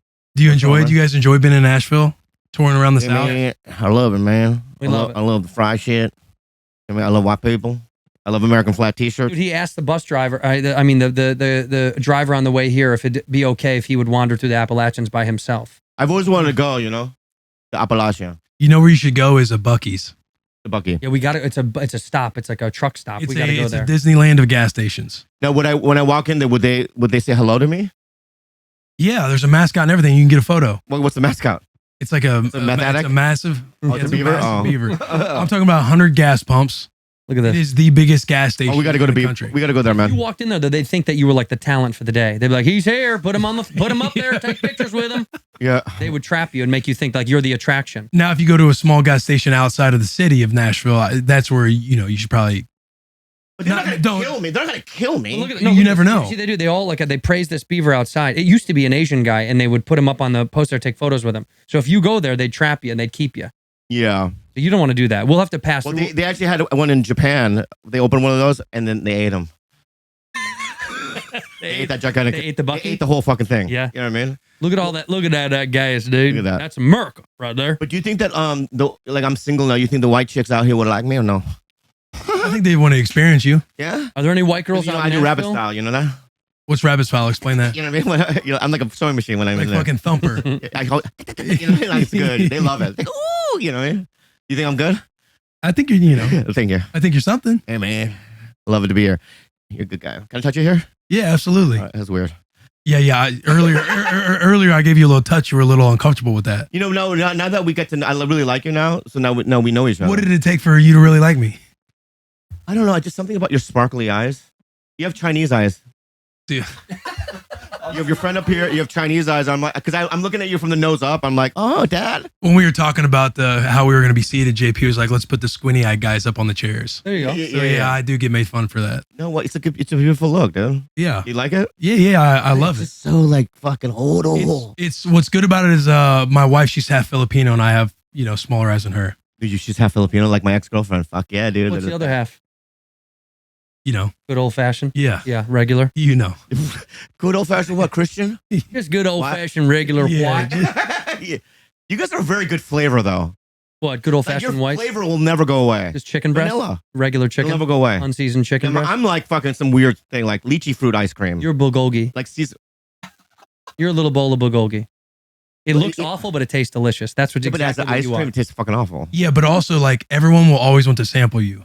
That's Oh, right. that's You know, in true. the They will malls when sample you me. get the little Asian Yeah, like at restaurants, the you always mall, want to no go one's sample. going unseasoned chicken and handing that out. Nobody wants that. But if they go a little bit of bulgogi, I'll taste it. Have you been to the Philippines or no? No, I haven't. You gotta go. What island is she from? Do you know anything about the One of them. So sad. There's so many Dude, islands. that's what I hear. Like her mom, like she grew up around like there's like 12 of them, but they would like shit. 12 of what? They would like go to the 12. You want to say gooks, huh? no, but they would like their bathrooms are like fucking holes in the ground. Yeah, no, we too. We too, dude. Yeah. But he does that. He does that now at his house. He has bathrooms outside. Yeah, just to yeah. keep her humble. Well, my mom's house, which grew up in Seoul, Korea, right? Mhm. It was 10 generations grew up in this like little rice hut up there, right? And I remember as a kid, the bathroom is a hole in the ground, right? And when you look down, you just see hundreds of years of poo. So my great grandfather's poo was down there. History. What a disgusting story. But every 50 years, But it's history, somebody though. jumps in it, right? Isn't that somebody from the family? Like Yeah, they jump the in. least achieved has to jump in the hole. Yeah, Yeah. you guys have some strict like. Yeah. You guys gotta. accomplish a lot If to you're like the move least up in the achieved, you family. go in the hole and then they put the lotion in the basket. That's how you get Yeah. back up. But even the grades in the report card, it means something different to Asian parents. Well, like Like what? the A means average. Yeah. Well, B means beatings, C, coma, D, death. F. Fuck it, the whole family dies. Did you know that? Yeah. It's that strict. I remember like I got to see it and that, you know what I mean, for a week. Yeah, they used to beat the shit out You of were me. terrible in school. Oh, it was terrible. Yeah, terrible. Yeah. You never got above a B. The white kids would cheat off me. I would cheat off Stephen Hawking? whatever this is. Stephen Hawking. And I want to get in trouble, but whatever this is. Yeah. Yeah. A dancer. bird. A dancer. Yeah. Dancer. Yeah. Broadway. You can't say that anymore. Were you not a good student? I got all F's. Really? I did meth at 12 or whatever. Are you being serious? Being real. Was this a fucking No, real no, he's thing? being- I got serious, sober when yeah. I went to like 3 rehabs before I was the age of 17. He was smoking meth when he was like 13, 14 years old. Yeah. That's real. No shit. Yeah. How You buy your money, right? It's called San America. Diego has a lot of money, a lot of rich kids, a lot of so drugs. you came from a lot of wealth. My parents were rich, but my dad would have had a safe, right? But he always forgot the code, so he would leave it open with a little stop, Like a wedge. a wedge. Yeah. Okay. So I would just open up and just grab hundreds of dollars. You guys are out. That would go by you meth. guys are out in San Diego doing meth. Like I thought meth was just like small town USA. We would Oh, go. no. No, we got it there too, bro. We would break into houses and there'd be like meth labs just tore up. Look at this guy. He's like, oh, only in Nashville we have fucking hamburgers. Yeah, we have hamburgers in San Diego too. Like we have everything you fucking have, bro. I just figured in San Diego you guys are doing the better drugs. yeah, you know what well, I mean? maybe, yeah. What did your friend do up here? Fentanyl? He got into some bad shit on the other side. I got fucking bit by a mite. A mite? A mite. Like you guys want me to take off the hat? You know what a mite is? Hey, do you want me to take off the hat? Take it off. Take it off. Take it off. Is it bad? What's going on? Whoa, what happened there? Second one up there. Whoa. Whoa. Are you going to die? What do mites do to you? No, it's just like a little poison inside to go to a. Like now you have, what is it called? You have Lyme's disease now? That's Oh. ticks. No, like yeah, that's ticks. It's not. Ticks can give you Lyme. What does a mite give you? I don't know. I'm still Headache? waiting. Yeah. We'll find Still out. waiting. Who takes over the show if you die from the mite bite? Oh, the boys will in the back. They'll be okay. Who's No, the most apt to take over, do you think? Yeah, we also have another host. No, we know. Hey, where's the other host It's at? us. He's in Canada. Why? We don't know. Really? It's a little rude, no? He took a bad loss at Arizona State last week and wanted to scurry off to Canada. Yeah, we I'm haven't a seen Sun him Devil, since. baby. Yeah, I did read I'm a that. big Sun Devil. I was going to Arizona State. What? Incredible. How was it? Yes. Best time of my entire life. I wanted to go to a college where I didn't have to go to school. And it was perfect. I was like, how can I get to California, but also kind of go to college? Went to Arizona State. I was on the honor. I was honor student. That's how easy it was. Are you a college? I was an honor student. Are you a college sports fan? Yeah, but ASU didn't. We were like, we weren't good enough to like. I grew up in a house of SEC, so it's tough. But isn't My that dad is an SEC guy, so it's like we couldn't talk sports. isn't it surprising that Arizona State can't just put together quality teams? No, it's not. We're busy. We're having the most fun you've ever had. Why the fuck would you go to practice Well, when you when go I- fuck in a pool? yeah, but you should still be able to recruit good talent. Yeah, and they do sometimes, and No. they never make it to play. They don't necessarily recruit good talent. No, they try. They do try. That's what I'm saying. I because feel like if you it's do- surprising they can't pull in all the. What, he doesn't know what he's talking about. Once they do show up to ASU though, and you have the fun, they know that they'll never play football. If you wanted to go to play football in college, it's tough to go there. Why would you go? Well, he's got some Proud Boy in him with Arizona State. That's right. I think it's a tough school to go want to play football at when you'd yeah. want to go party. But when you're a college kid wanting to go play football, like Yeah. you still want all of the bells and whistles that come with the school, weather, women, party Yeah. school, like all schools. But you're going to get party that and no everything matter else. where you go. You're going to get women no matter where you go. Crush you, bro. How many women did you get? Oh, you could go to Middle West Virginia State and you'd still get laid as a football player. You'd be fine. Yeah, but I guess the consensus out there is Arizona State has like the number one party school in the country. Fact. So I think it is surprising that talent does not flock to Arizona State. Well, we're cursed. It's Jake the Snake cursed. He cursed us. Not anymore. We just interviewed Coach Dillingham, the new head coach, and What did he say? dude, he's fucking with it. He's one of my favorite coaches I've sat down with. And did he say he's working on something special? Yeah. Because we're sticking out Behind the scenes. Okay, good. Right now we got baseball and golf as our legacy. Well, I think he's going to get the football program going. We got John Rahm. We got Phil Mickelson. Some of the best golfers of all time. So you're a golf Baseball, guy. we have Barry Bonds, one of the greatest You hitters play of all golf time. growing up, huh? Not really. I play it now a lot. Like I played it when I was a kid a little bit, but I learned it in my 30s. Really got to play. You play any sports growing up? Football for like a heartbeat. Then I got a concussion. Then I went right to basketball. Did you actually get a concussion? I did. Real bad. What kind? The one where you throw up. What level? Do you remember what they told you? No, I don't really remember. I got knocked out. Our kicker was gone, and they were like, Santino, you can kick. And I was like, okay. So they snapped the ball over my head. I ran back, grabbed it, thought, I'm going to fucking get the first down. I started running, and I got smoked. And I woke up to one of my assistant coaches being like, you got your bell wrong, dude. And I couldn't see, and then threw up through my fucking helmet. Yeah, so you had a real concussion. I was hoping you'd say a number just so I could. I don't know what the numbers are. There are no numbers. Oh, I was going to say, I was just hoping you'd be like, I think the doctor said 4. No, nothing. I just knew it was. I was fucked up for days. I was like, fuck that. I'm playing basketball.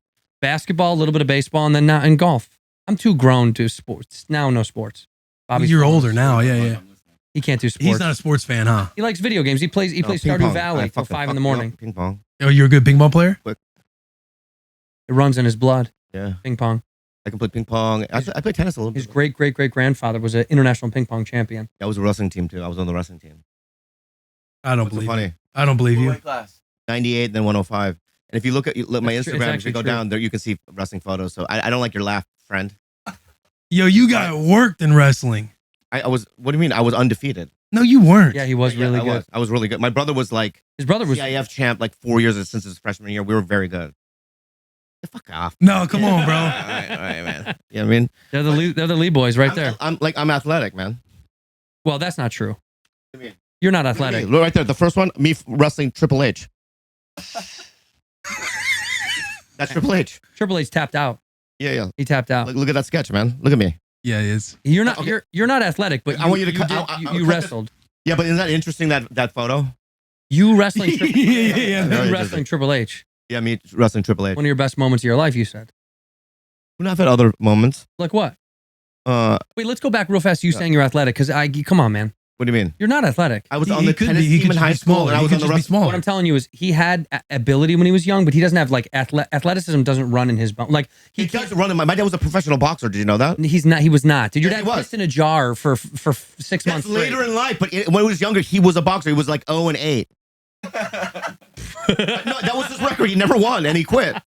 But that doesn't mean you're athletic. It does not. Yeah, but It means he you was went in out the there and got your ring. ass whipped. Like if I take you outside right now, You guys are really pissing me off right now. if I make you shoot a basketball, we can tell you're not now, I'm athletic. 51 years old. What's the difference? Athleticism lasts your whole life. Oh, really? Yes, it does. He will be an athlete till the day he's dead. He's athletic. You're John not. Madden was a fucking athlete till the end.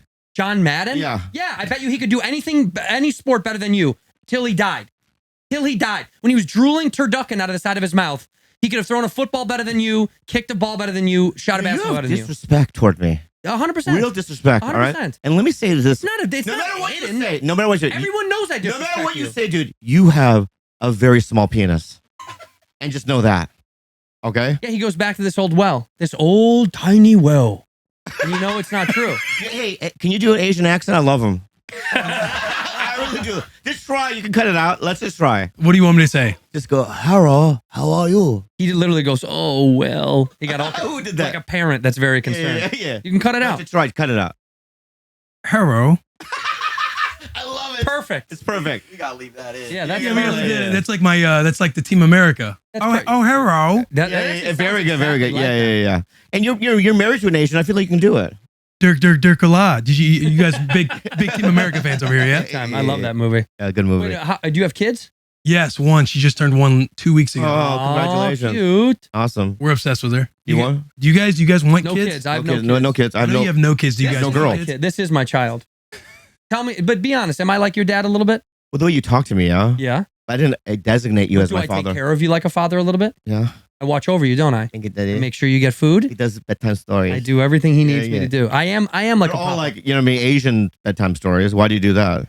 Because I want you to stay connected to your culture and your history. I don't It's want you always to like forget. history, like in Vietnam. You know what I mean? We went in there too soon. I want you to and know all our relationship. that. What? I want you to know our relationship and where we You stem teach him from. about Pearl Harbor. You better believe it. That we Yeah. read that one first every night, don't we? Yeah. And he also reads me the script of Apocalypse Now. I don't know why, but he just does. You know what I mean? You know why? And at the end, he has the knife in his mouth. You know what I mean? What was the makeup? It's fucking terrible. Yeah. How did you guys meet?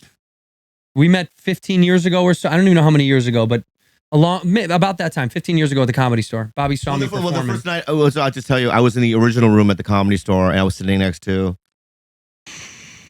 Leah. 2 seats. We weren't sitting next to each other, like 2 seats between us. Yeah. And no, I love. Anyway, 6 feet. and over I distance. they go, Andrew Santino, and I turn to Chris, I go, who the fuck is this redheaded freak? You know what I mean? He's a freak of nature. Mm-hmm. He's so ugly, you know? Mm-hmm. Yeah. And I go, what is this? He has a little dick, right? And Delia's like, shh, right? He goes, as soon as he opened his mouth, I turn to Delia and I go, yeah, he's good. Like, you could just tell how talented he was. And then, we became friends. And then years ago, my career wasn't going well. So I had this internet show called Talking. Yeah. Which is just, I did it at Maker, and I had him as a guest. And as soon as we did it, we were just. You thought to yourself, jackpot. Yeah, not at the time, but I just remember we had good chemistry, and then we would pod this and that. I have it with only one other person, Theo, and I, have a good rhythm. But him and I are better. Like, there's something about, because he's so like nasty and mean, and Yep. right, yeah, and just like kind of ugly, Mm-hmm. Yeah. And I'm cute as fuck. Yeah. Really, right? Yeah. Like I test well. Validation. Right? Yeah. Yeah. Our rhythm we just knew our rhythm was good when we did the old show together. And then what really happened was, I would do fill in for Tiger Belly sometimes when he was gone. So Kalila and I would do the show together, or I would be a layered guest. And when I did my show, Whiskey Ginger, when I started my own podcast, as we were growing, the shows, when he was gone, and then when I would come back, Kalila would always say, why don't you guys do more together? And then we had joked about doing it. We actually joked about it a few times, being like, we will just do a show. And then the truth is, Bobby's dad died, and he relapsed. And when he relapsed, we had like a heart-to-heart moment, and he was like, I want to change my life around when I get out of rehab, and I really want to like start this thing with you. I think we should actually do it instead of talk about it. So when he got out of rehab, we started the show. And then I relapsed again. And he relapsed again, twice. Yeah. Then. And then I had poo. Remember the poo? We were in Mexico. He relapsed, and I went to go try to find him because I was concerned, because I had heard that he was drinking, because he stole alcohol from the bar. Yeah. And he went up to his room, and I was banging on his door, and he answered the door naked, and he had poop all over his hands. I go, what's going on? And he's like, come in. And I came in there. I had a vomit beer. And there was throw up like The Exorcist. It was like all over the walls. There was poop on his hands and puke on there. And I said, you look good. And so I said, we got to go get you some more help. And then help again. Then we left again, and we got him rehab again. And now he's good. He's been sober for how long? What was the Over a year. Over a year and some change. Yeah. No clap for that or anything. Nobody. Yeah, we were waiting. I was you waiting. guys, you white pieces of shits. Why? Why they're white? Yeah, why you gotta come at my guys? Guy's Puerto Rican. What the fuck is wrong with you? You are? Yes. Yeah, it's crazy. Oh, my bad. I'm sorry. Puerto Rican kid. Yeah, your guy here did an Asian accent, said hi to all. You wanted me to do that? That was based upon request. I love you, dude. That's really what happened, though. Is that when he got clean and we started again, and then we've been together ever since. I've supported him through his down times like that, and we got to, we got to keep going. Can I just say? I want to say one thing. I want to say, rarely do you find people, especially in the comedy business, that will come, will be there for you 100%. And Andrew is like that. It really makes me want to cry, dude. Like, it's so. I've had a tough month, and him and the New York comedy scene, LA comedy scene, they just all were like calling and seeing how I was, and it's just like, it made me so grateful about where I'm at and who's in my life, Yeah, and what's awesome too is you can actually feel that, like when you guys are doing your show. Yeah. Like, legit. Yeah. See that? He's got to break it up. He's got to break it up. He's got to get like, all right, we're getting too much in the therapy room and everything else. The truth is, we wanted to. Now we're on the road now for 33 cities, and he wants to get laid, but he said he's having a testament to his self worth to be celibate for a year. So he's going celibacy. I masturbated. You did it? You jerked off on the bus? Are you being serious? Yeah. We said no jerking on the bus. And if you look underneath, because we're in a little bunk, if you look underneath on the corners, there's tissue paper. Just throw it away. What are you saving it for? I'm gonna gather it at the end of the tour. You're gonna make some art out of it? Maybe. That's okay. You can reset. What if we reset? He starts now. Oh, really? But is jerking off celibacy? I think it's you can't nut. Yeah, I think you can't nut. But his whole celibacy was no meeting with women. He didn't want to see any women. Well, because it's like, that's what it was. I'm on the date. I've been dating crazies. You know what I mean? Like, you know what I mean? You're Tell us about a couple crazies. Well, you're in bed and they're like, you know what I mean? I can tell you about him. Go ahead. He doesn't like any of them. Are you in the room too? Well, this is my brother, so it's like I know about No all. one's going to be good enough for you. That's true, but it's also because you hold the higher standard. I don't want someone to come in for the wrong reasons, trying to like take advantage of them. So I see that a lot. It's like these women that I could think like they're hot, so he's blinded by how hot they are. But I know that they're not in for the real. You know what I mean? Yeah, They you can want just tell. something else. You can just tell he's a horny boy. He's a sucker. He's a sucker. I suck the puss. You know what it is? He's a puss sucker. But he's got a big heart, so he's like very giving. Like he'll do anything. If a girl comes into his life and is like, my mom needs 10 grand, he'll write the check the same day. And I'm not exaggerating. When I first got sober, tell him how. When I first, me and Kalana broke up 2 weeks, and then I looked at my DM, and this girl from Canada goes, she sent me her bill. She's like, I need $800 or I'm going to get evicted. So I sent her the money. Didn't even know her. Sent her the money. Didn't know what's your Venmo. Because maybe I can get. You know what I mean? What? That she'll like me or whatever. You know what I mean? He's a sucker. I never talked to her again. So if you're a good-looking girl and somebody in your family I'm done. has surgery and needs help, Yeah, if you need surgery, I'll go do it. Yeah. So he had a few instances of some people that I wasn't a big fan of, and I told him straight up I didn't like who they. One of the persons was a blackout, which I don't think was healthy for you. Was drunk at what? You black? Oh, only when we were out. Can I fart? Yeah. Yeah, go ahead. Let it go. There it is. Good one, right? There was a girl. You can tell my butthole's tight. Yeah, right. Thank you. Get a little. He pinches his cheeks. He doesn't want to. Because otherwise, he goes. There was a girl that was drunk at 9 a.m. Right, 8:30. I got coffee. Remember? Oh yeah. A dude drunk as, and I'm not saying buzzed. Drunk at 8:30, 40 in the morning. We had to go do radio, and I'm down getting coffee for all of us. Yeah. Blacked out. 8:30 in the morning, and he's like, "What's the problem?" I was like, how do you not? Yeah, I don't know. Yeah. So no, I haven't liked anybody yet. People can't party? 8:30 in the morning? You don't need to black out at 8 a.m. It was like a Wednesday. Okay. It's all good. Thank you. No, see, if I wasn't here, he'd be in pieces. Oh, you think so? If you weren't in my life, you think I'd be in pieces right now? I think if I weren't in your life, it'd be a little bit harder for you. Yeah. For sure. I agree. Yeah, I agree. I do I think. agree. Thank you. You're welcome. Dad. Thank you. You're welcome, kiddo. Yeah. What does Bobby do for you? Brings me anxiety, stress, depression, strife, financial trouble, the Korean market, which is big because I know Seoul has a lot of people, so that's a positive. Yeah, it's a good Korean market. He brings me. He's a loyal, a very very loyal, sweet friend, and on top of all the love, if a snake bit him in the can I dick. finish? You fucking asshole!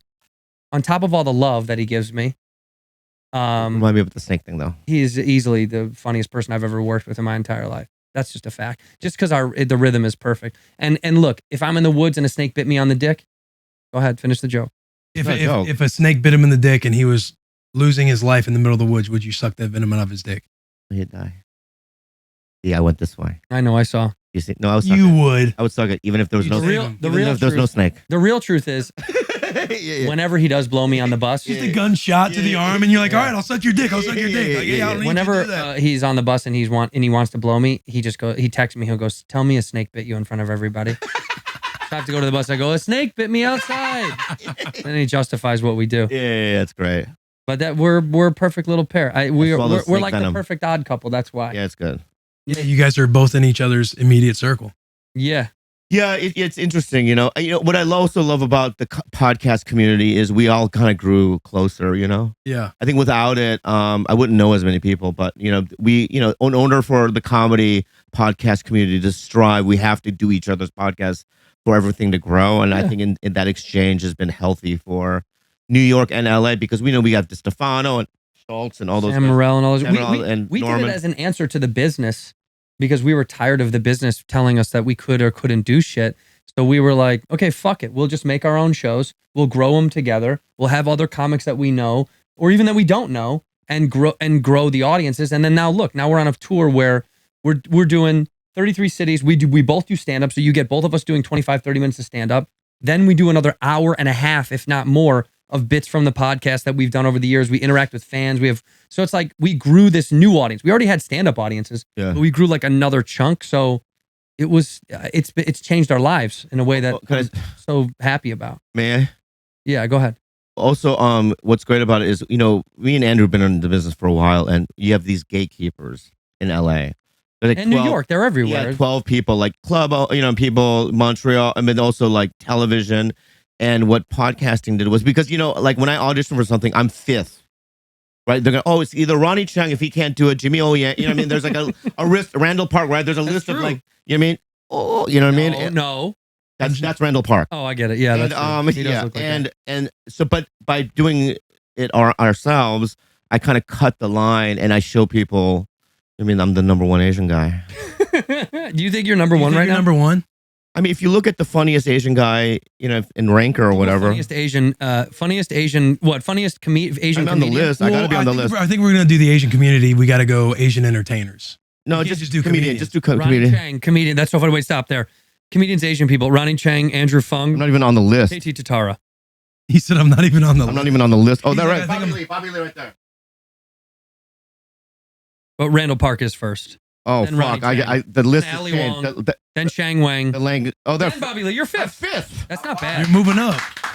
You said 5. You said you're 5th on the list. You are fifth on the list. Yeah. So 5 is Who's not right, bad. Who's right below you? Yeah. Who's right below you? Joe Joe Coy. Coy. Ooh, he would hate You that. would hate it. Jimmy O. Yang. You know what I mean? Ken Jeong. Ooh, he would. Yeah. Yeah. Stop yeah. real Look fast. at Joel Kim Bobby Booster. loves that he's above Ken Jeong. That it means the world to That's him. my point, though. It's like you kind of skip the lines. Yeah, we had a friend. We have a friend of the show, Gene Cordero. Steve Byrne, and he says, Never heard of him. ask him about the time I broke up a fight between him and Kim Jeong. On the Kim's of Comedy, he knows. When he said that, Yeah. He You want did. to see the text message He just did. so I can validate it? He did. Ken almost beat the shit out of me. Dude, the idea that that's No, so no, funny. I could defeat him because he has Gollum's body. Dude, look at his body, not a single muscle. And he's a doctor, it's fucking sad. I know, but watching little you thing two you saw in the fight, film. you two fight would be so funny. What happened? What happened? Give some context. Because that's all I said. I go, is this a real story? And he said, yes, just ask him. You're gonna think it's so stupid. So this is back when there was MySpace. Do you remember MySpace? And I was always in his top 10 friends. Always, right? Yeah. I was like number 3, right? And then he started booking movies and stuff, right? So then all of a sudden you see Judd Apatow, Will Ferrell in his top. And I got weeded down to like 23 or something. You know what I mean? So one day we're at Cobb, San Francisco, and I go, what's up, Hollywood? You know what I mean? I'm no longer top 10. He goes, hey, buddy, you know what I mean? Fuck you, you know what I mean? And I go, fuck you. And then that's how it started. MySpace. Over MySpace top 10. That's some like high school Yeah. But got real, dude. hallway type stuff. You like You check your fucking- boy if you're not in the top 5 anymore. Choking me, you know what I mean? It was crazy. Oh, he started choking you. Yeah, and then Steve goes, hiya, with the arms, you know what I mean? It was an all Asian tour. It was an all Asian tour. And then, They were filming Rush Hour. me and- No disrespect. good joke. And then me and Ken didn't talk to each other for like 8 years after. And now that. you guys are great. We're fine. great now. We're all I love good. them It's now. all love. We No bad love. beef with Ken Jeong anymore. No, we love love the him. Asian community. He's a good guy. They're all supportive of Bobby. He has no enemies in the Asian world now. No, there's one, but I can't talk about Go it. ahead and say it. No, because he'll freak the fuck out. But there's one that I want, you know what I mean? I want to defeat him. What's his name rhyme with? Okay. Okay. Okay. That's a fun game. Good luck. You know what I mean? But pushed me in the improv one night. And I fell on the ground and made me look like a fool. Oh, actually push you. I thought you Oh, meant yeah. like No, got not on in the front of lineup. you No. and- He pushed me. And I went back like that and made me look like a fool. You know what I mean? And so Yeah. then I went, it's a war. Do you Give me just one. get in fights often? You seem more like a lover than a fighter. No, Ari Shafir beat me up. What you People need beat to me know up. is Bobby, and this is known, but he holds a grudge worse than anybody I've ever seen. If you do something like that to him, he will never forget it for the rest of his fucking life. It's not healthy. It's not, but it's Because like the La Jolla Comedy Store, that's where I started. yeah. And one night I drove down there and they wouldn't put me up. And I go, if you don't put me up right now, because I drove all the way down there. And it was a bunch of young guys though looking for time, like young. No, it was an all women show. Oh, that's right. It was an all women show, and they go, "Well, it's an all women show." Funny women or And whatever. I go, "I know," but I drove down there, and they said, I said, if you don't put me up, I'll never play her again. This is 15 years ago. They go, well, okay then, and I never played it after that. I have to fart again. So anyway, ooh, By the way, they found out who you were talking about real fast. Who? Sour. Took almost no time for Who? them to figure that out. ooh, yeah, take that out. How good are you? What the fuck? What are you guys? Fucking scientists? No, he figured the rhyme wasn't that hard. They're highly operative. Yeah, Yeah. these guys are Very young, good, dude. young, How'd you know intelligent. that? You're good, huh? He kind of looks like Armacone. Yeah. Doesn't he a little You bit? always need one of those. Who's our, this? Our videographer McCone that's out there with us, who's on tour. This dude, this is insane. I'm gonna play you something. Yeah, he's like a you guys are like carny with teeth. We got like a little 23-year-old kid from Minnesota who's incredible. He's a great videographer. He's super smart and fast. He's so proficient in like everything that we need him to be for the internet's sake. And I got to tell you something about this guy. Didn't think this would be it. It's been a nightmare. He's on the bus with us. We're all sleeping on the bus. Nightmare. 5 in the morning, 4:45 in the morning. He has night terrors every fucking night. He wakes us up every fucking night. I'll play you. We record them. You know, you have an app It's to insane. record your sleep. Do you know this? Yeah. If you're someone that talks in your sleep, you can record it. This is every night. Every fucking night. This is him.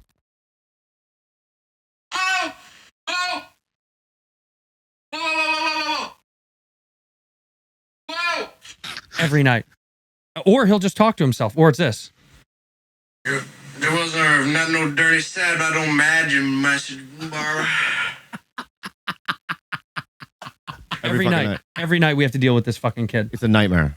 So now we're regretting that we're on a bus. We're on a bus for Like he was in Vietnam. yeah. You know what I mean? Like he had trauma. You know what I mean? PTSD. Yeah, he grew up in a nice home. Yeah, he's like a nice middle class kid from Minnesota, and He was it's probably brutally molested. we've tried to ask him what happened, and he won't tell us. We know something happened. Something happened. Because sometimes he'll say, please stop. Yeah. And then one night, the first night it happened, Yeah. or no, the second night, I opened my door, and I said, "Are you okay, buddy? Are you all right?" And he goes, "It's okay." And I thought, something happened. This is a regret. Something happened to him. So now, just to like get him settled in, Bobby and I will assault him in the middle of the night. Yeah. Well, just to, if you're gonna make him sense of settled it, in. yeah, just to settle him in a little bit. Yeah. Very tight butthole. I don't know. What? I don't know why I just said that. I kissed him on the forehead before we go to bed. I mean, I went too far. I mean, he's a good guy. No, but the tour has been incredible. We've never been on a bus Hey, before. come so check now us out. Come we're check doing us a out. Come full check- bus tour. Come check us out. Yeah, come see us. Yeah. Dude, When does this You come like out, us? by You the like way? us? You next, know? next, I like you. Can you come into LA and do my podcast? absolutely. Yeah, you got to come. Absolutely. Yes. Yeah. And by the way, yeah, I'm big fan. You can cut this Big fan out. of you guys. You can cut this out. What? Okay. What would, because I'm not informed. I'm like I half. love we've already decided that we have some cutouts. You have to, yeah, some of it. But I'm only half informed. I'm internet. I'm more internet than him, or by far. But this whole Jeffree Star thing, did they fuck? See, they did. That's like you and I. We joke about all that stuff, but we do. What? We fuck. Come on, man. Well, whatever. The internet needs to know.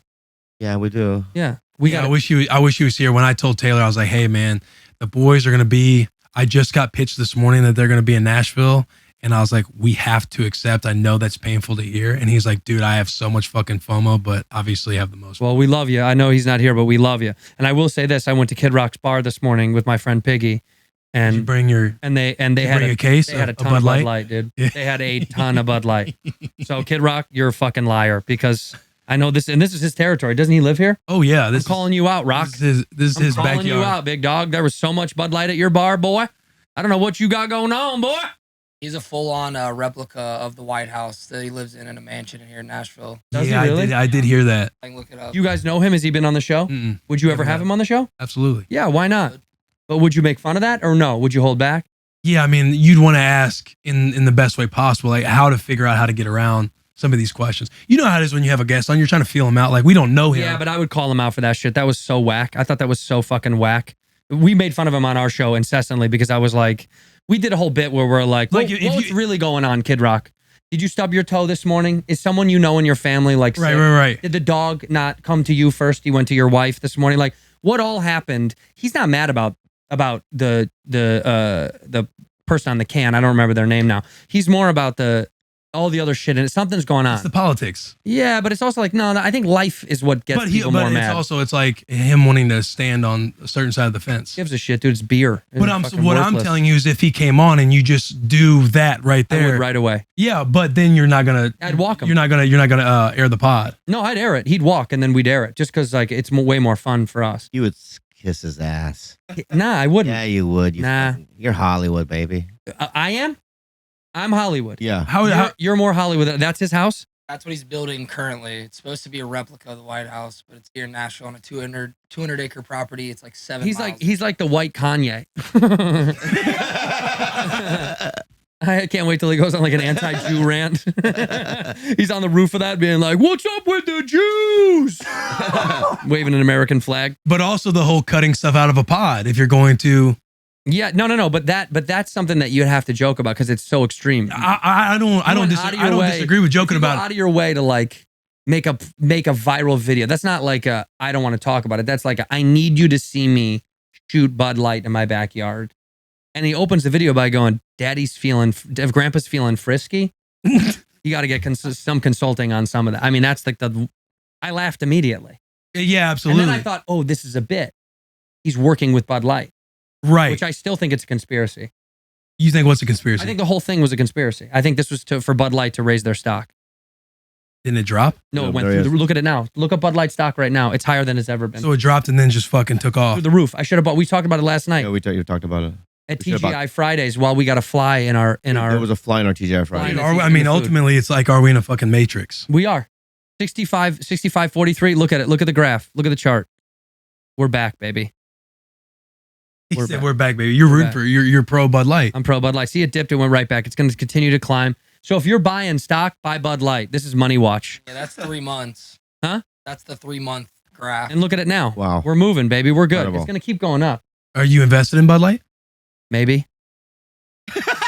I can be. I'm not going to. I wouldn't stop. Look, I'm not going to. I think this is like the perfect thing to do. Is to tank it just so people, because all you're doing is begging the market to pull out, and then everyone's going to buy it when it's low. Then it's going to skyrocket. This is what crypto was. The Bud Light's just taking a note from crypto. Yeah. They're just seeing what happened with crypto. I got suckered. I lost 10 grand. On crypto? I got smoked. You got in late? I got smoked. Yeah. Shout out. What's the 3 main ones other than Bitcoin? What was the other 2? Litecoin? Ethereum. Oh, so there was one called Emacs. I got yanked by Emacs. Did you get into Doge? I got yanked. No Doge. No Doge. I got yanked, and they're just following suit. This is genius. Good on you, Bud Light. They hired that girl to be like, we got to get rid of the fratty stuff. Yeah, you think that was a hire, or is that known? I think that was a bit. I think that was them teasing America. Why would the company whose majority of consumers, first of all, are those guys, why would they hire someone to go against everything they've ever done, the history of their fucking campaign? Why? You're doing that to tease, but you're baiting people 100%. Dude, this is the home of Clydesdales. This is the home of fucking cowboy boots and pickup trucks and guns. Why would you then be like, hire a girl to be like, we got to get rid of fratty stuff? I don't buy it. Budweiser, I'm on to you, Anheuser-Busch. I'm on to you. I'm coming. We already went to St. Louis. They wouldn't let us in the factory because he was with me. They had no Asians on there. Over at AB. It said Asians need not apply. Did you know Santino's a guy like you would drink a fucking beer with, talking about all of this stuff? I'm a big. I would love to have a beer. I love having a beer. I see through the nonsense. I want to drink too sometimes. You cannot. I go crazy. No. But as you say, nonsense, also brilliance. You see the brilliance in I it. think it's genius. I'm saying it's genius. Yeah. But that's why I think Kid Rock's in on it. Shout out Kid Rock. I don't know if he's in on it. Kid Rock, you brilliant motherfucker. You think he's that smart to be in on it? 100%. 100% think he's a very bright guy. He knows exactly what he's doing. He's doing something. He's moving some sort of puzzle piece. Trust me, dude. So when he was shooting the sign, you think that he was going, I'm doing this so that I'm gonna buy stock? I think why take the time out of your day if you're That's Kid Rock, genius. if you have more money than God, to do that? It doesn't make sense unless you got there's some agenda. There is an agenda. You and I made a sex tape that no one's seen yet. We keep teasing everybody about it. Yeah. We have another agenda below it, and they'll find out in a couple of years. Yeah, see? We do, yeah. People know it's coming. Yeah. And they keep going, where's this sex tape? Where's this sex tape? Yeah. We'll see. I don't know. They go, Bobby's a bottom. Bobby's a bottom. You know what I mean? Andrew's the friend you also got to be wary of because it sounds like he can talk you into anything. 100%. Oh, he can, yeah. Like I got him here. He had no idea where we were going today. I woke up, I was like, where are we going? I put him in the van. I said, we're going to get you some milkshakes. We got to. Yeah. And if I tease him with snacks, he'll go. Yeah. Oh, we're at a milkshake Because if I said we're going to go do Bussin with the boys, and you go, I don't want to do an interview right now, and he'd go back to bed. But I had to tell him. You know what? Can I be honest with you? I'm so glad he came. See? No, honestly, we're connections, dude. Like, it's called networking. But we will have to get him milkshakes after this. Yeah, what, did you have some? Otherwise, he'll be pissed. Why'd you put what's this? That's our beautiful photo. Yeah, but what you need notes? Well, you kind of go over them. Yeah, but what is it? Let me see what you've asked so far. Origin story. How you got the role? Nashville from Dave. How'd Nashville. you get Dave the role? I'll do for your. How'd I get what? The Dave role. Exit out, exit out. Hey, take that down. Take that down. How'd you Show get? Dave. Show Dave. Tell us about that role. How'd you get that role? How'd you get it? How did I get Dave? Yeah. I went to a synagogue in Los Angeles, and they were holding live auditions at the synagogue. Oh. And Dave was there. Okay. This one. What's your favorite guest? What was your favorite guest? You're such a good storyteller. Now we fucking ask about how you guys are roll with Dave. Yeah. I got Dave. Dave and I met. Dave and I had actually met before that at Baron Davis's charity basketball tournament. He had a charity basketball tournament called Black Santa. Shout out Black Santa. And then because Santa, like Jesus, was black, by the way. This whole, he was black. He wasn't white. Santa was black. You should Google it. The original Santa was black. Yeah, I mean, I've watched Friday. Yeah, thank you. The OG Santa was black. But then Dave and I met, and then when he brought me in, they brought me in because he was interested in having me be on the show. Didn't know if I was going to be Mike, the manager that I turned out to be, because they had a different image of him. Because Mike, the manager, the guy I play, is a real guy. He's like an Afro Jewish kid, hippie who's like into fish. And then Dave and I started just improving. We improv like 3 scenes together. And then he was like, "You have to play my manager." Santa wasn't black. Santa was black. Santa was black. It wasn't. Just waste. Google Black Santa. I've never seen any photo with black Santa. Google Black Santa. Watch. Black Santa.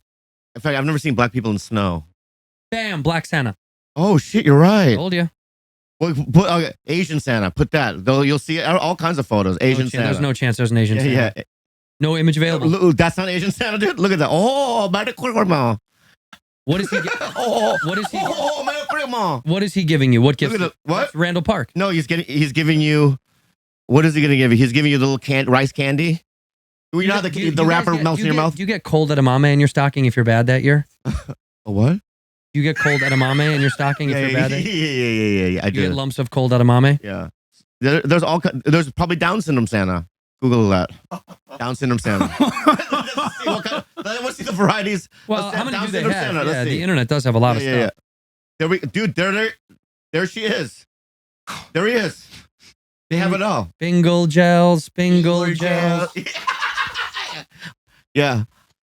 Frosty, good guy. No, that's the Asian. That's the Asian. You're doing the Asian. Yeah. Oh. Anyway. Yeah, that's how I. No, so Dave. That's how I got Dave. I auditioned the traditional way. I auditioned the old school way with Dave. We did a bunch of improv scenes You together. feel like a lot of your shit blew up after Dave? I don't. I mean, I think it's been like a steady climb. I haven't had like a. He's killing it. I haven't had like one of those. No, it's been like a good, fun. He's killing it. Great ride. He's killing the game. Yeah. What's dope about it is I feel like you just get to be you in each fucking. Yeah.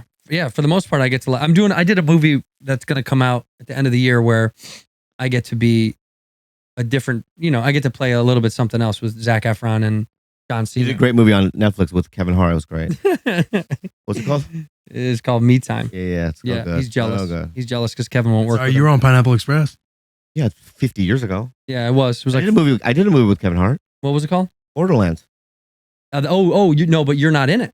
No, I just did ADR. I'm in it now. They put you back in They it. put me back in. They cut him out and they put him back in They it. put me back in. They cut me out and then put me back in. That's okay. Yeah, but the scene's funny. He comes back from shooting and like where are It you? was in Budapest. Budapest. And he comes back and he comes in the studio and he's livid. And he's like, I'm not even in the movie. And I was like, what do you mean? He's like, they had me wearing a helmet the whole fucking time. You don't even know it's me.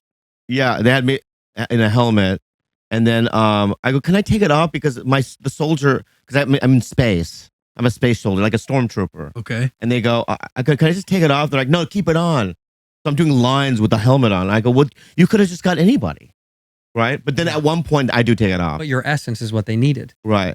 That's what they needed. Yeah. Anyway, thanks for having me on. It was a really good podcast, and I really like you guys. I love the Hey, bus. hang on. Before you get off, you got to tell us one pet peeve. What does the pet peeve mean? We got a peeve of the week. It's called peeve of the week. Favorite pet. Yeah, you get means your favorite pet to snack on. Oh, I love dog. Yeah.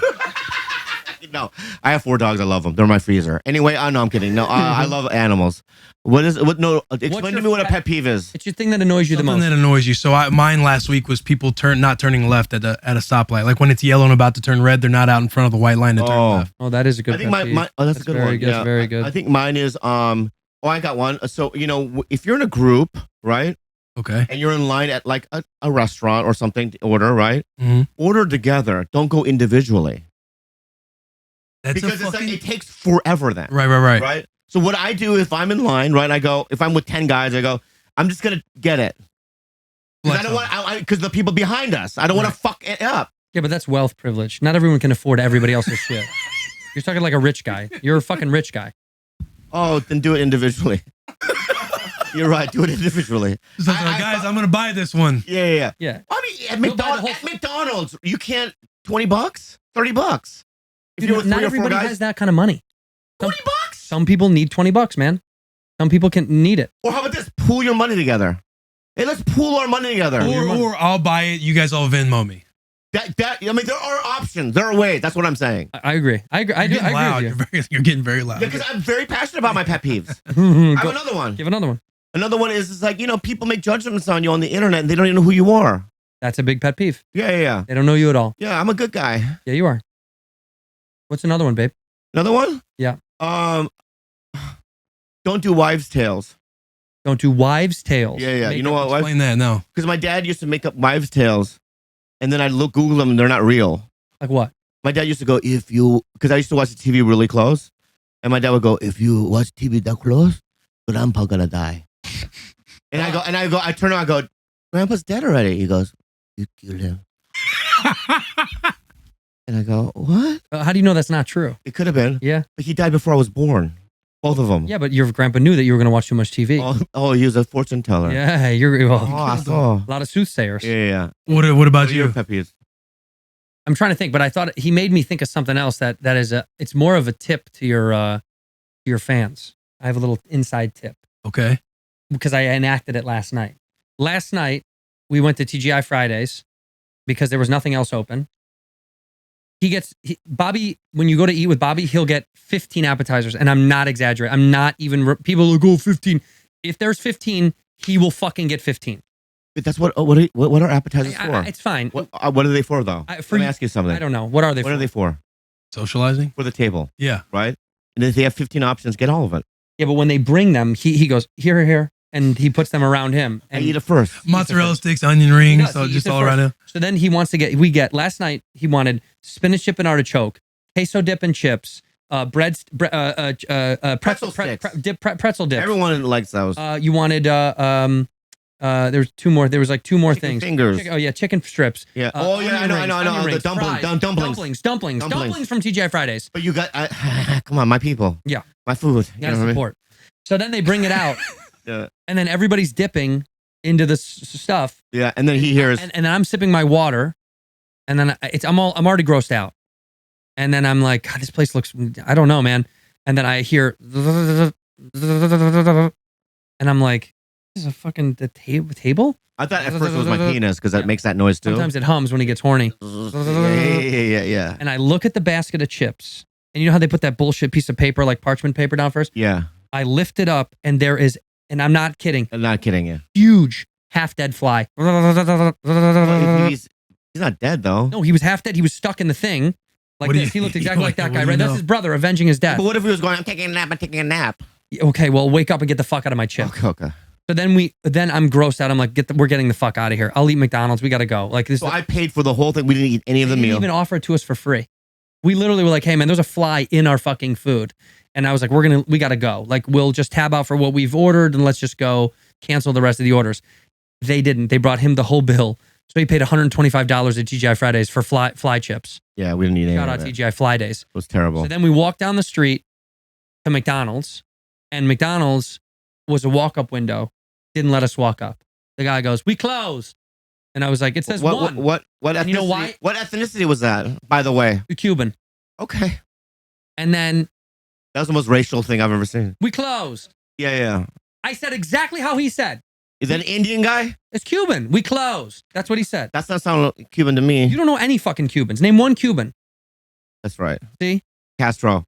Fidel Castro. He- in your face.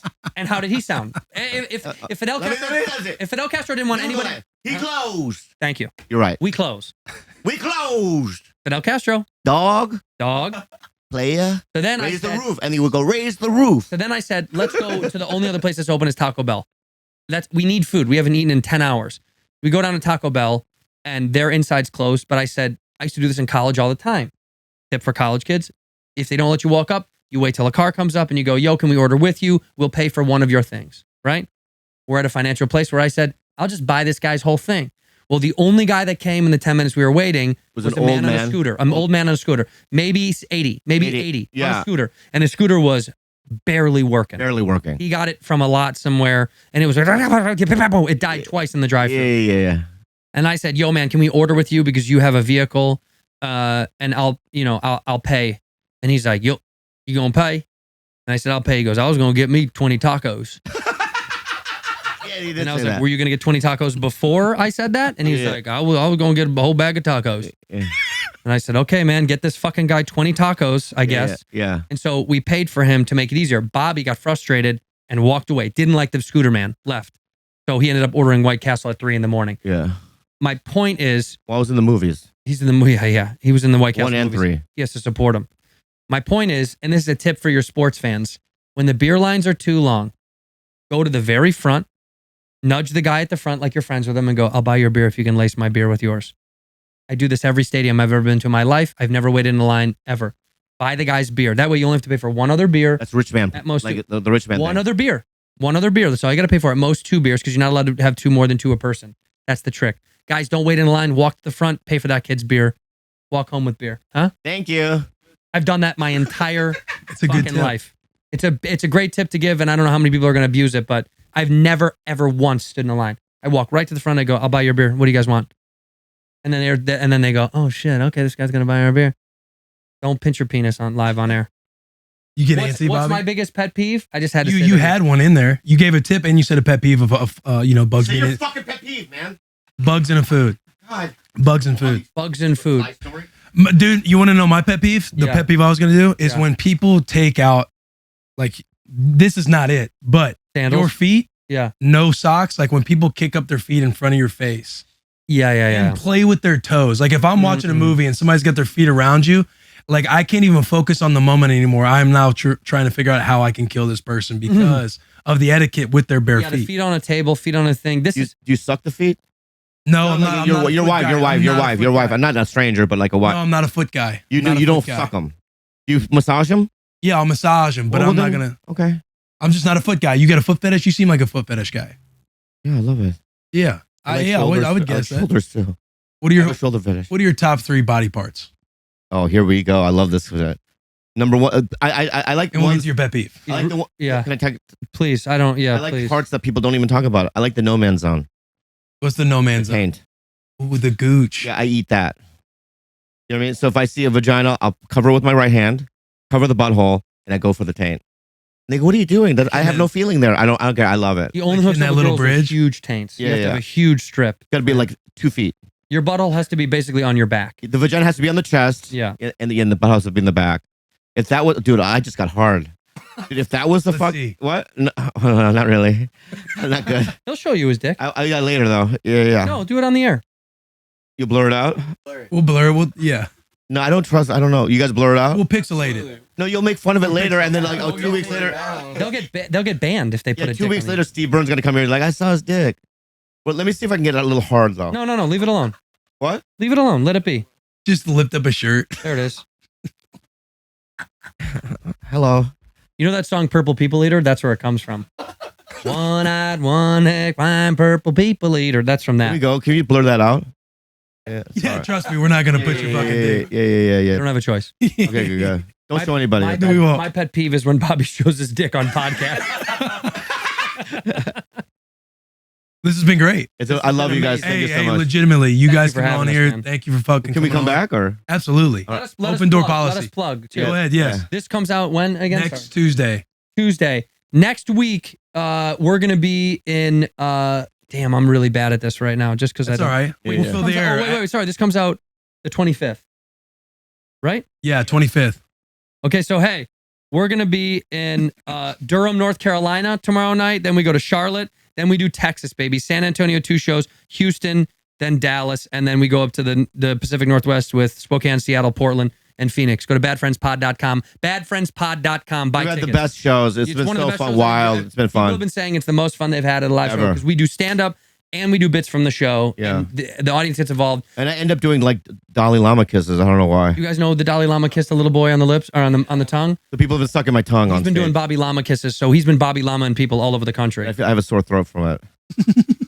There's a new variant It's of always COVID guys. It's always guys. because of it. Yeah, we've never Yeah, gotten yeah. You're one trying to stay girl. away from women. Yeah. No, but there's no women want to Bobby Lama him, but all the dudes want to rush They the suck stage. my tongue. But look at how long his tongue is. Do it. See? It's Yeah. not that long of a time. Do you want I any know, of but these it's guys thick, right? to Bobby Yeah, Lama it is. you? It's Yeah, girthy. what? Who, It's a who would you girthy Bobby tongue. Lama with here? Guy in the mustache over there. Yeah, he's the cutest for He's sure. so cute. Yeah. Dude, he is the cutest. You He's can kind by of see. far You the can see the sink in his cheeks a little bit. Yeah, cutie pie. He's trying not to smile. I Look can at tell you. you I that. feel like I he's don't- trying to perk his lips a little bit too. Yeah. Let me see who I wouldn't hang out with. What do you mean wouldn't hang out with? There's one of them. Wouldn't hook up with or hang Even out? hang out with. I don't want to He see means this person. hook up. I don't want to see this person again. Okay, I got it. Say it. Who is it? Yes. The big head? Yeah, The Who? big headed dude? because you haven't looked at me once all podcast. His culture, they don't look at. What's his culture? You're Yeah. Ukrainian? Tell 'em about your culture. What is it? You're Eastern European? Yeah, yeah. No idea what I am. Look at his voice. Why is your voice so deep? A great question. Yeah. Are you nervous right now, Mitch? I am. I know you are. Mitch, Your what do you do? show. What do you do for the show, Mitch? I'm a producer. My bad. I love you. Mitch, I love producers. where are you He from? edits out the I'm stuff from you PA. say to cut out. Pennsylvania? Yep. Western or Eastern? Eastern. Eastern. Yep. Philly kid. Like 45 Don't minutes. outside. fucking claim Philly, dude. You're not a They're Philly 45 guy. minutes outside. He didn't All say. right. He said 45. Yeah, that's fine. I love you, But dude. Philly. But you're Philly. About Philly. Are you a Philly fan over everything? No. Really? Hey, Yankees, Ohio State. I'm not a fucking Yankees fan. Kansas City I'm a Chiefs. Chiefs fan and Ohio State fan. Well, wait. What I'm a Chiefs fan because of Larry Johnson. about did your dad influence you on another one? No. No. This is all me. NCAA 14 influenced. Where'd you go to college? Small school in PA called Susquehanna. Be a Susquehanna fan, dog. They're Oh, D3, Home of the Wild Bucks. home of the Riverhawks. Riverhawks? That sounds like derogatory statement. And That we sounds like were a racial epithet. no, calling we someone a were Riverhawk. the Crusaders, but that was You got that. That had to get canceled, Yeah. right? Views are going down right now. We're talking about your school. No. Shout out to the Riverhawks, man. Shout out. I love those guys. appreciate that. Well, God bless Ohio State, Yankees. What was it? Kansas Dallas City Chiefs? Cowboys, Chiefs. So Chiefs, Ohio State. That's it. Yankees. What about baseball? I'm not a big baseball guy. Missing out. You're missing He's, out. You're missing out on one of the most fun sports on earth. He's a Now front that we got a runner. pitch clock, dude, we're on one. It's The best. Changed the game. Changed Live the game. baseball is probably the most fun sport to go hang out at. Football's the best sport to see live, or hockey, pretty close. Baseball is the best hang I've ever had in my life. I've had Yeah. the most fun hanging at baseball games. You can go to a baseball game and not even watch it. That's why I say you don't have to Okay, be enough, there to be enough there. about Hate sports. sports, kid, but the biggest Yeah, athlete in the bus, by the way. Yeah. Let's get you to throw one football outside on camera. Fuck you, man. We got a little. Fuck you, dog. Hey, we got a Nerf basketball goal. We can get it like a dunk. I'll get in there. You can get a dunk. Hey, Thanks but for for real, having guys, me on. hey, thanks Thanks for again. having us on. The bad friends bump.